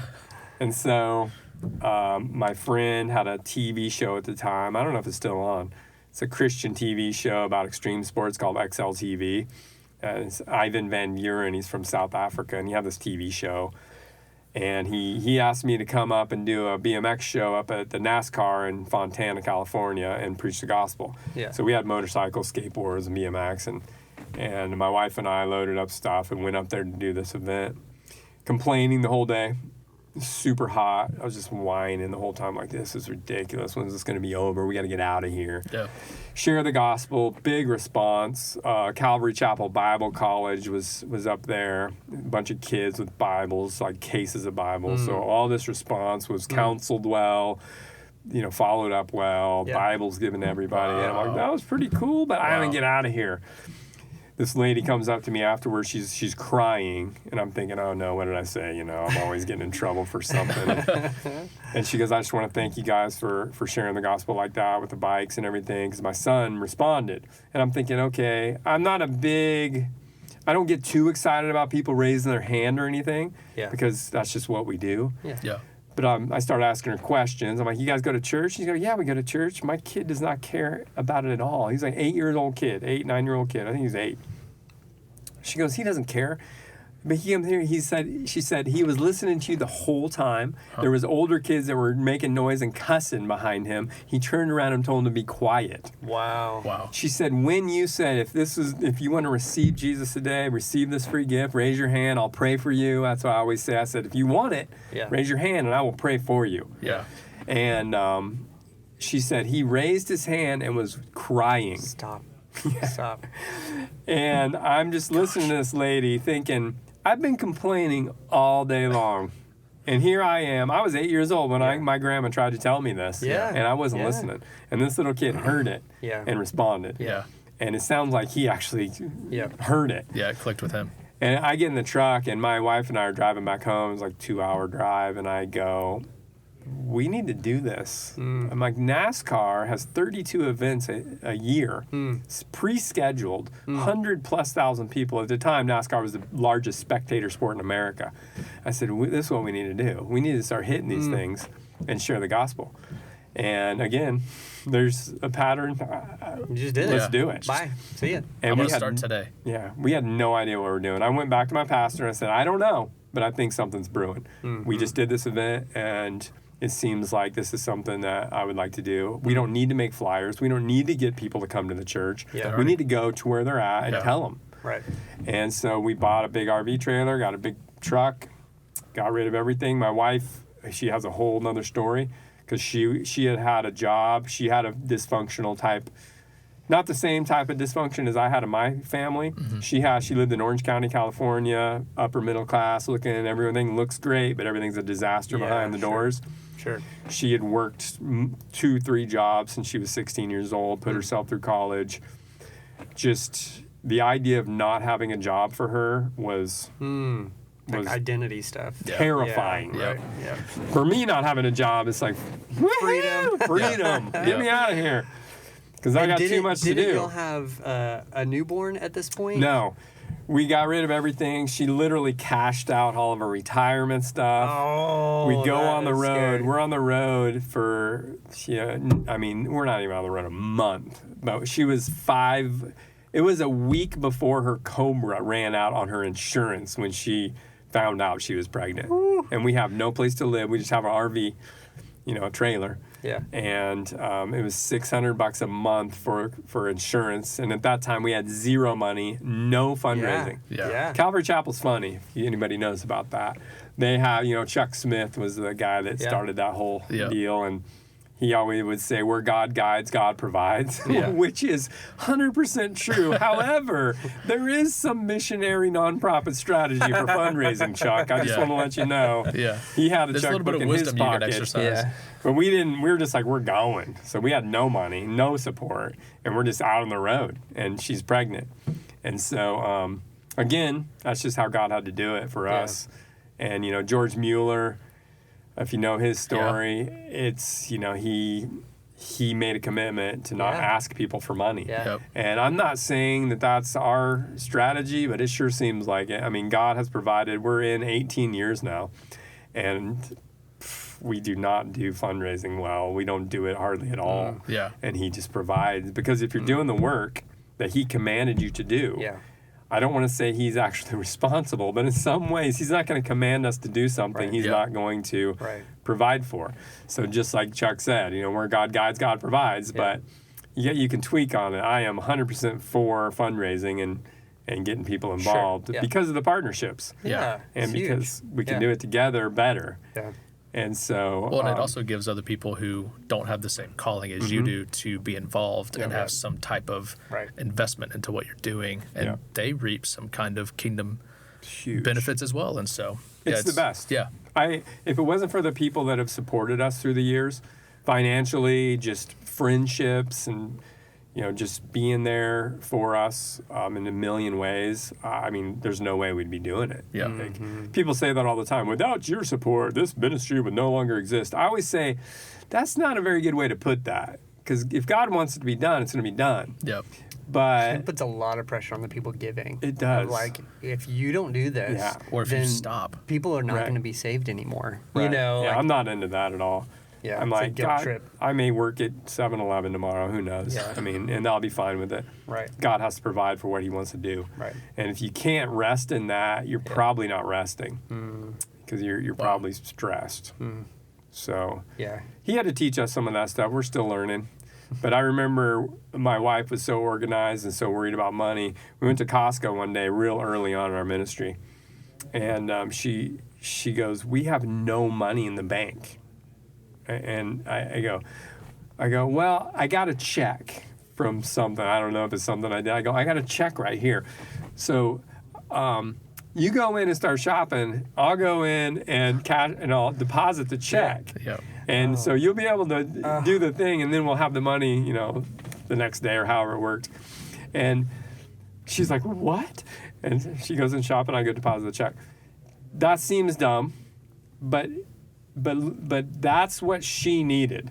Like, she needed to go, we're just walking by faith. Yeah. Like, this thing isn't covered all the time, but it is. Yeah. Like, we've never missed a payment. We've never done any of that. But it may be by the hour, who knows? Yeah. Sure. And that's not for everybody. Yeah. But for us, I just think it's the way he had to do it. Yeah. Just trust him. Yeah, there was a time I was going through Matthew 6 and just hearing about how God cares for the birds and the lilies and all this stuff. And I saw a hummingbird on my front porch. And I'd never seen a hummingbird at my house ever before this point. And so I was fascinated. Like, it just caught my eye just right, And I was like, what is about the hummingbird? And I stumbled across this fact that, like, a hummingbird is always 3 hours away from starving to death. And yet he still provides for them. And so, like, I just can't fathom the idea of, like, I eat and 3 hours later I could die. Wow. But it's like the same thing that you guys walk through. Like, you said by the hour, and he cares. Yeah, and he cares. Yeah, it's huge. Yeah, I mean, we have a great opportunity in front of us. Yeah. All of us have an opportunity to live for the Lord and to trust him and watch him work. But we are faithless. We love comfort. Yeah. We love comfort. Yeah. It's very uncomfortable. Because, he loves to not share with us exactly what he's doing. Yeah. And I think, I feel like even, yesterday we had a storm here in our city, and I wanted to know the information. And I felt if I knew the information, then I had some sense of I'm good. Yeah. If I didn't know, then I wasn't good. And when we don't know, we can immediately freak out. Like, do we trust? Mm-hmm. Do we actually trust him as our Father? And a lot of times it's like, no, I really don't. I don't. I'm putting the pressure on me. So I'll put boundaries around myself to be like, well, I can do this. But he's like, that's not what I've asked you to do. Like, I am so much bigger than that. Like, I am limitless, I've given you my spirit limitlessly, Yeah. It's like, man, Lord, help us to live that, Yeah, I think we've had some good opportunities lately. Just as a whole, like COVID, I think was a good opportunity. Yeah. I think that was an opportunity for all of us to see how little control we have. Yeah. And sure. The government, you can put your "Don't Tread on Me" sticker on your car, but guess what? They're going to, and you're not going to be able to stop it. And I think that was a beginning. I think that was the beginning of a lot of things. Yeah. And the end of a lot of things. Yes, I think so too. And It's a new era. I think just as you live life and you get older, and you have kids, especially kids help a lot. But you deal with cancer, which we've dealt with cancer. And you deal with your kids. Like we've had some crazy traumatic experiences with our children. And my wife had some serious medical issues that we had to go through and still deals with some of that. And then you look at the government, you look at the world, and you realize you don't have control. Yeah. So if there's ever a day you wake up and you're not going, God's mercy is new every morning, and I need to trust Him. Right. I don't know if I think you're off track. Yeah. I think you're being deluded with not a real situation. Right. Yep. I'm sitting in the driveway down here on the freeway, and there was a car trying to turn. And it's right in front of me, and it's sitting there waiting its turn to turn in. And there's cars going by it, and they're going, 60 miles an hour past this thing, semi trucks and all these cars. And I'm going, man, it's crazy how fast they're going, and they're just inches away from this car. Yep. And I'm like, one little turn, and those people are gone. Yeah. Like they are literally no longer in existence. Yeah. And we walk around in a world we're one breath away. Yeah. One breath away, man, from it's over. That's right.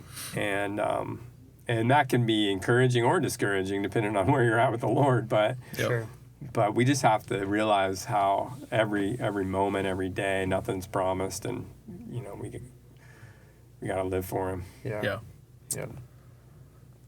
So where are you at with your ministry now, and like what are some kind of big things that you guys have coming up? Because you just got back from, is it Brazil? Jamaica. Jamaica, sorry. Yeah, we were just in Jamaica, did some prison ministry out there, and we've actually have good relationships in Jamaica and have been there quite a few times and visited the same prisons. That's cool. Which is really cool. I mean, cool for us, not so cool for other people, but there was guys in there that had been there 10 years ago, remembered us. Wow.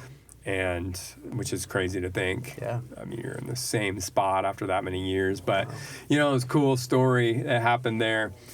We go in there, and we don't usually let people ride our bikes for different reasons. One of the reasons is because I ride with a brake cable, a normal brake cable. And so if you let kids ride it or people ride it, they'll, how you get your brake cable wound up and it stretches it out and jacks it up, right? So I'm like, no, you can't ride my bike. And people hurting themselves, and you never know. Liability. So I'm just like, no, you can't ride it. And it's a bummer because you don't want to say, hey, you can't ride my bike, but I've learned pretty good, no, you're not riding it. Well, I'm in there, and these guys are kind of hounding me for it. And one guy had ridden my bike before, and this was back, it was like 2017. Okay. And he goes, man, I rode your bike last time. Let me ride it. Well, it was one of the funniest things I ever saw, because last time he got on my bike and took off across the prison yard. And it's more like an apartment complex, the way they have this particular one in Jamaica set up. I mean, it reminds me of an apartment complex. It smells like weed in there, and there's laundry drying. And it's like, what is going on in this place? Well, there's all these guys up on the balcony and standing around. Well, he takes off riding my bike and just eats it. I mean, just over the bars and flips, and everyone, the whole prison is dying. Yeah. Like, they're laughing. They thought it was the funniest thing. As would I. Yeah, it was amazing. And so I remember that. I remember this guy. So he's like, let me ride it, man. And so finally, I go, whatever, just, if you guys are going to take it. Well, they go out into the field, and they're taking turns. And they're riding, and they're doing a good job. These dudes are literally, like, taking turns. Yeah. And they're wrecking and just laughing, and all these prisoners just having the time that they haven't had in a long time. Yeah. And I go over there, and they got it wound up. And I go, hey, stop. I'm like, you see that you can't do that. If it gets wound up, it's going to stretch the cable and jacked up. Well, from that point on, they would wreck and wind it up. They would all make sure it wasn't wound up. So they were taking turns Awesome. and taking care. Then they got this pole, like this bamboo stick, and they were trying to bunny hop over it, just dying. Yeah. I mean, yard sale city, man. yeah. But it went on for over an hour. That's so great. And just, That's so I was great. just standing there with them, and this guy comes up to me afterwards, and he said, "Thank you guys for coming back and reminding us that we can have fun and be happy even in a place like this, you know?" And, Wow. yeah, and I'm going, Yeah. it was great. Like, Yeah. it was a really good, Yeah. just to go, not only are we coming and doing a show, and they always like that, or Yeah. we're jumping around and being silly, and we're sharing the gospel, we're pleading.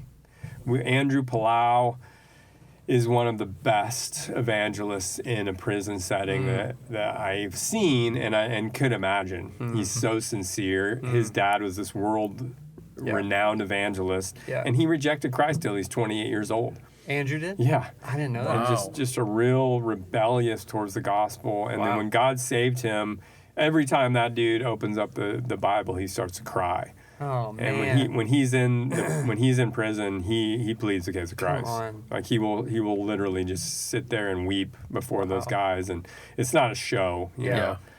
And so we try and bring in real truth and real fun and really bless those dudes, and they were blessed. Like, it was super fun. Awesome. So anyway, that was our first, one of the first international. We went to El Salvador already this year. We're going to England the beginning of next month in June. Okay. Do you go to Europe a lot? Every year there's opportunities. We're Okay. doing Albania, Scotland, Italy in June. Last year, where did we go last year? Went some crazy places in Eastern Europe. Yeah, every year we're going to Europe. We're going to Africa, South America, different places. So like I said, there's a lot of repeat. Yeah. So we've been to So 50 cool. countries, but some of them it's like 5 times. you Yeah. know? Yeah, So it's right. cool when you get to go to a new country, Yeah. like, which is exciting. But they're all pretty much the same at this point. Same type of ministry, and Yeah. Europe is hard. It's not as Yeah. It's harder. I went to Madrid 1 year. I think it was like 2017. And it's just the pastors there practice so much patience because it's it's hard. highly, highly relational, and they just get rejected for years before like even they have like one Yeah. person come to faith. I literally sat at this coffee shop and I broke down the gospel to this guy. I mean, just pleading the case. Yeah. And he looked at me and just like just straight as can be, just like, that's a cool story. Right. And thought it was like a myth. And I was like, I'm in a different league. Yeah. This is a very different culture in Europe. So that's why I was curious about It Europe. is. Yeah. Because, it's hard ground. Yeah.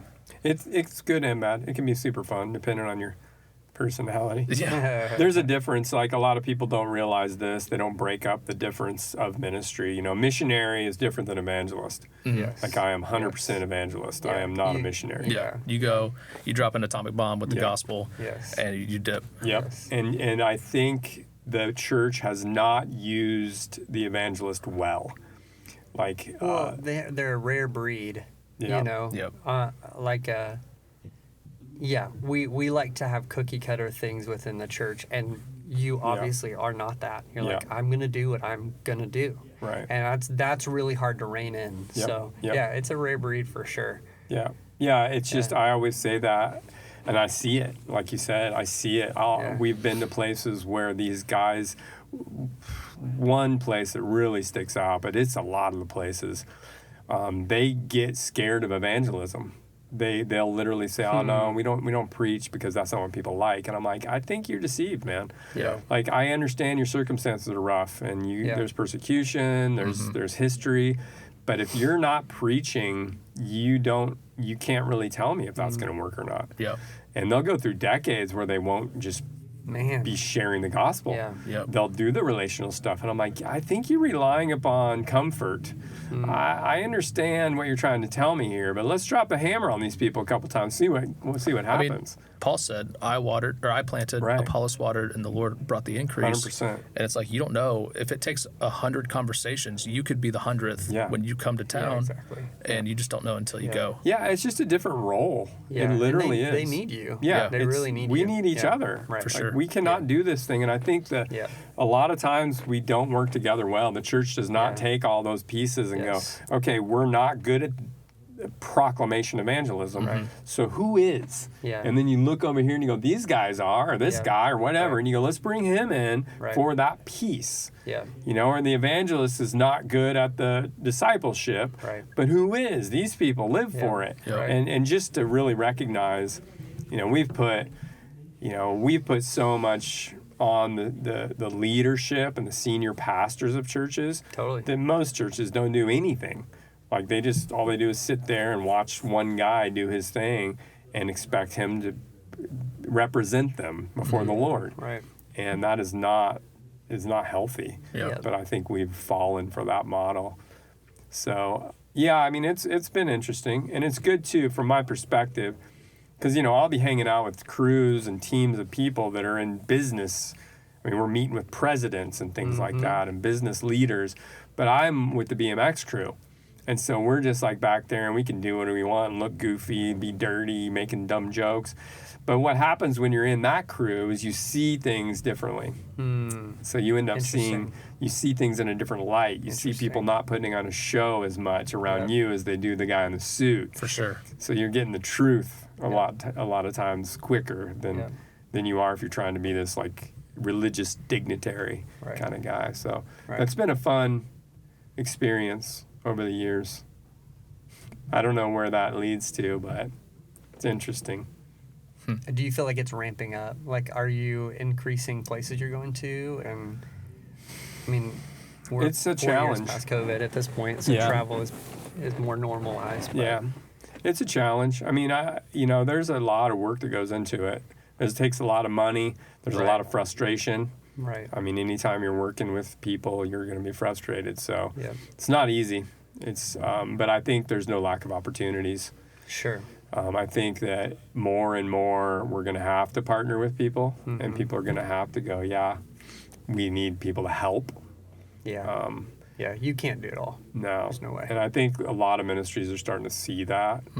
As far as like entertainment-based evangelism, was heavy through the 2000s, early 2000s, right? Yes. Yep. 2000 and 2010, 15. Yep. Like the church was just like, who can we hire? We'll get the juggler, we'll get the magician, we'll get the bike guy, we'll get just a lot of billions of dollars going into that. And I was one of those guys, you know, I'm on a speaker list and have Vic Murphy come in and wow your audience with a relevant message. You know, and I'm like, and I struggled with that. You hated that. They give me lots of money for something I just thought was, I don't know, man. But then we would take it and use it for ministry. So I'm like, whatever. Yeah. But I think that's died off a lot. I think so too. The church in the U.S. is in preservation mode at this point, just trying to figure out how to survive in their system. So, there's a lot of changes, but Jesus said the harvest is plentiful, the laborers are definitely few. Yeah. Even for us as a BMX ministry, we have challenges already because BMX is not a growing sport. Mountain bikes and scooters have definitely taken their toll on BMX. And so you have a small niche sport. Yeah. Plus you have to be a Christian. And so you've just taken something that's like very few people do already and then say, hey, you're young enough and have a desire for evangelism and want to preach the gospel and you're a believer. Right. I mean, we have no one, you know. It's a handful of people. And so we have all these events going on and we're trying to fill spots and get people to do these events, and it's hard. Yeah. So I know God's doing something. He's doing something in my life and our crew's life. Sure. And so do you feel like this is more of like another defining moment of like you're just really having to pivot how you run things and how you recruit people to come? Like, it kind of sounds like maybe you're at a crossroads. Yeah, a little bit. Yeah. I'm just trying to figure out, like, what does the next season look like? Yeah, absolutely. Okay. You know, how could you, I'm terrible examples, but, example, you're in a boat and, the current's pulling you and you're just rolling and you're not worrying about it. And that's how I think we were 15 years, probably until COVID hit. Yeah. We were so busy, and I was 15 of the last 20 years I've been on staff at churches. which is just fantastic. It's got its challenges, but also a major blessing of learning what the body of Christ looks like and can be for you personally and as a ministry. Both the churches I was on staff really supported our ministry and evangelism, so it's been great for us. But I think that current has changed and has stopped, has slowed down to the point to where there's still plenty going on, but we're kind of sitting there going, okay, we need to fire up the motor or pull up the sails. And when we do, we're gonna aim it in a direction that we feel like we're called to, rather than just being pushed along. So we're at that weird spot. Interesting. And a lot of that, maybe that has to do with our fundraising strategies, because we're not fundraisers. So like I said, we have all these ideas and no money. And you go, some of these ideas take money. And we're in a weird spot in the world and in the church, especially in the U.S. We're at a spot where the church is crippled by technology and debt. That's good. Yeah. Technology and debt is what the bulk of individuals and corporations and organizations are dealing with. And I don't think we're dealing with it well. So we're so in debt that we don't have freedom. And we're so enslaved to technology we don't have freedom. Whether it be scrolling on your phone all day or thinking you have to keep up with everyone else in technologically. And so we're not stepping back and going, we need to free people. Which fuels the debt. If you don't have the technology, you don't have the money to pay for it, you just go into debt. That's good. That's a good, I mean, not a good cycle to be in, but that's a good way to put it. Here we are. Yeah. And I think, and this is my fundraising strategy for anybody listening to this that has some money, give me a call. Because especially kids, and this isn't me hypothetical, this isn't watching Fox News and going, Jesus needs to come back or nothing like that. This is just real life on the ground, as we all know. These kids are lost. They are lost to technology in a way that, the older generation cannot even fathom. And you think because your kid is in church that they're a Christian. That is not the case anymore. They have preachers on Snapchat, TikTok, Instagram, X, whatever you call it, that are preaching a theology to them, a self-centered, anti-Christ theology, and yet still calling it Christian. And it's not going to work, and it's not working. And so I can tell anyone that thinks they're all set up and they're, living their Christian life as an American, hoping for the next election is going to solve their problems. It will not. The only hope we have is the gospel. And discipleship. Jesus said, go out, preach the gospel, and teach them to obey all that I have commanded. It's not as simple as like, hey, you want Jesus? Sure, I'll take him. And I'm then just to add him on to what I already got. We're in a serious crisis. That's way beyond who our president is. And the church is sitting around waving the flag around thinking that's going to solve it, while their own kids are addicted to the internet and the worst kind of theologies and debaucheries that you can imagine. That's right. Politics will not solve a spiritual problem. No. And I think just one by one, people are going to realize that their life has been wasted. Eyes are being opened. In a delusion. That you can just get your stuff all secure and then you're good and you'll be happy. You won't. When your family's all fallen by the wayside because you didn't stand for righteousness, you didn't cut the hand off when you knew the sin was right in front of it. You won't be able to survive. And churches are right there. We're compromising. We're compromising the holiness of God and the sin that's rampant in the church in everyone's hand. We're scrolling away and thinking that people are making good choices, especially kids. I mean, adults aren't making good choices. Do not tell me your kids are making good choices. I can't even fathom having been 13 years old and if that was an opportunity for me. Gosh, craziness. Bro. My life would be trash. Yes. And so don't think that the 13-year-olds aren't doing that. Aren't in that. Yeah, addicted to it. Yeah. Addiction. Sure. I mean, not just the dopamine scroll, but the pornography and every other kind of nonsense. That's right. They're addicted to it. 100%. And the percentages would blow people's minds. That's right. We can't see the secret place. Yeah. But at this point, everything's a secret place. Yeah. Yep. I mean, we're living in a fantasy world that's in the palm of our hands. And the Bible clearly says, Romans 1, it says the gospel is it's the power of God unto salvation for those being saved. Yep. It's foolishness to those who are perishing. Yep. So like I said with my buddies that reject it, they're going to think it's foolish. Yeah. But let's just make sure they biblically know it's foolish. Yeah. But for anyone to be saved and be set free from these things, it's only the proclamation of the gospel that's going to do it. It's not even relationships. Right. It's not, oh, you were Right. nice to me. Right. There's plenty of people that are terrible people Yeah. in the eyes of the Lord that are nice. Yeah. We Right. need the gospel. Yeah. We need repent and believe. You know, the gospel is not a suggestion, it is a command. Repent and Yeah. believe. Right. And there's consequences. Yep.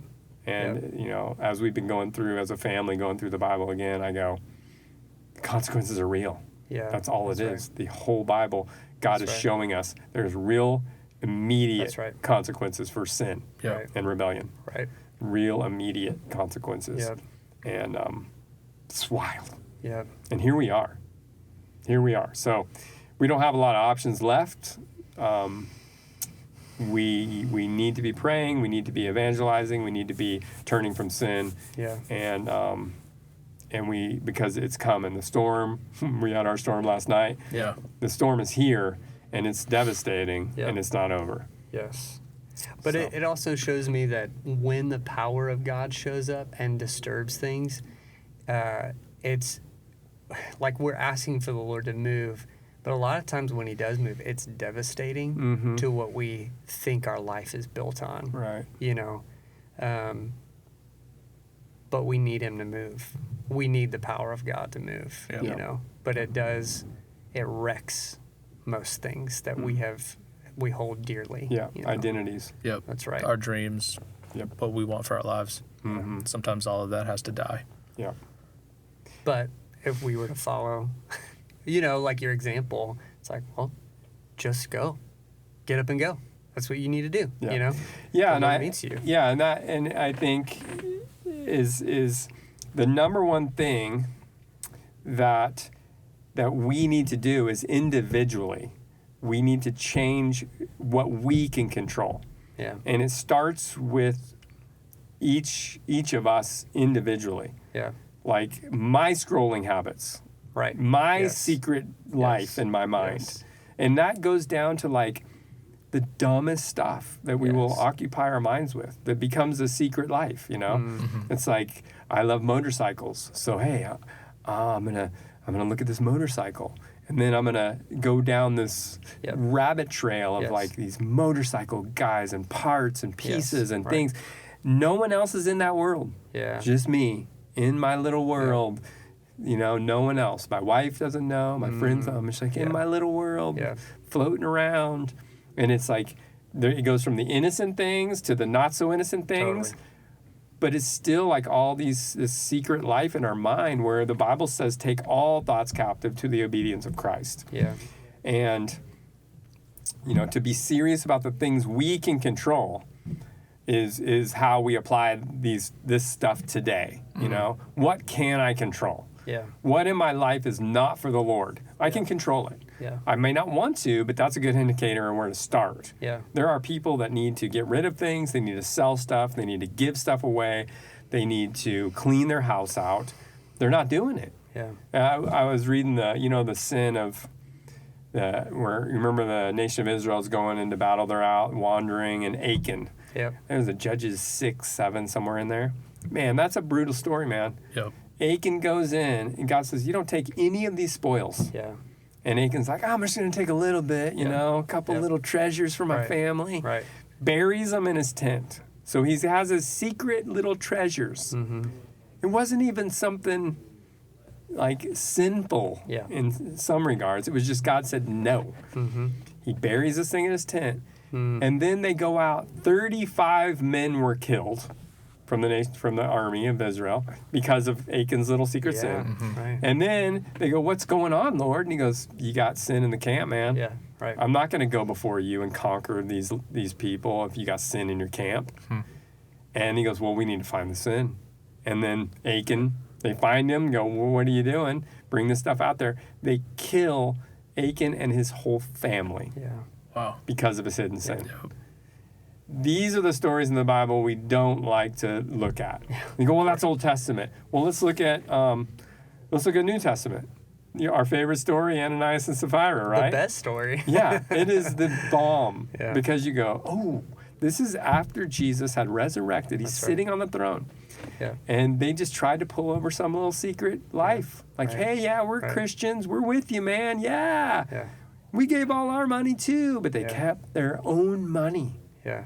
Their own money. Yeah. They were not commanded to give it all. Yeah. Right. They were just playing the Christian game. Yeah. They just lied. And Yeah. Peter says, "What are you doing?" Yeah. And they literally says, "You didn't have to do this." Yeah. Right. But you're playing a game and you're hiding it and you're lying. And God struck them dead right there. Crazy story. Yep. Yes. And we're trying to say that God isn't serious about sin and about how we live our lives. And I'm the chief of sinners. Yeah. Right. But dude, we better be serious about Yeah. it. And I think that's the situation we're in when we talk about, our ministries and our world and our churches. We're in dire situation. My holiness is going to directly impact my family. My holiness is going to That's really directly impact my team of guys. That's right. And we're only responsible for what we can control. Yeah. Yep. That's good. So let's do that with God's word, with His Spirit, and let's actually be serious about it. Yeah. Dang. That's good. Wow.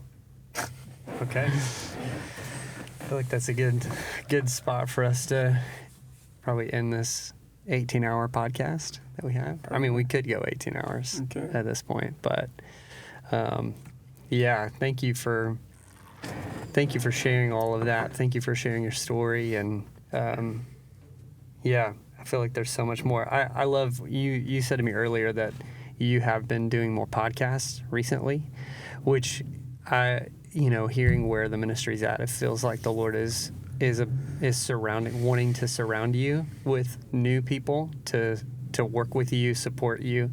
So I love that we get to be part of that, but I believe for you guys in this new era that you feel like you're in. I think the Lord He's more strategic than we would give Him credit for. So just seeing that too. That's cool. Yeah. But yeah, you are a strong man of God. So we're thankful to know you. Weak man of God with a strong Savior. How about There that? you go. Let's do that. The footprints in the sand thing? Yeah. I want to do one of those where it's just like footprints and there's dragging, like it's dragging a body behind. That would be way better. Yeah. 2 legs dragging on the outside. Yeah, totally. Yeah, that's good. It's like footprints in the sand and just dragging. People, how's your walk with the Lord? Well, not so good. He's doing great. I'm not walking. He's doing good dragging me. Yeah. Oh man, I love that you're local too. Like we get to link arms Columbia. together. So Come on. It's the Mecca. If you're listening and you're looking for the best place to live, other than the tornadoes, yeah. come on down. Rarely happen. It's rare. Everybody. Rarely Don't worry. happen. Don't get excited. Yeah. Just drink some coffee. You'll be fine. Yeah. But thank you, man, for Yeah, sharing thank your you, guys. story and just about your ministry and where it's going. So Yeah. Thanks. All right. Blessings. blessings. Yeah.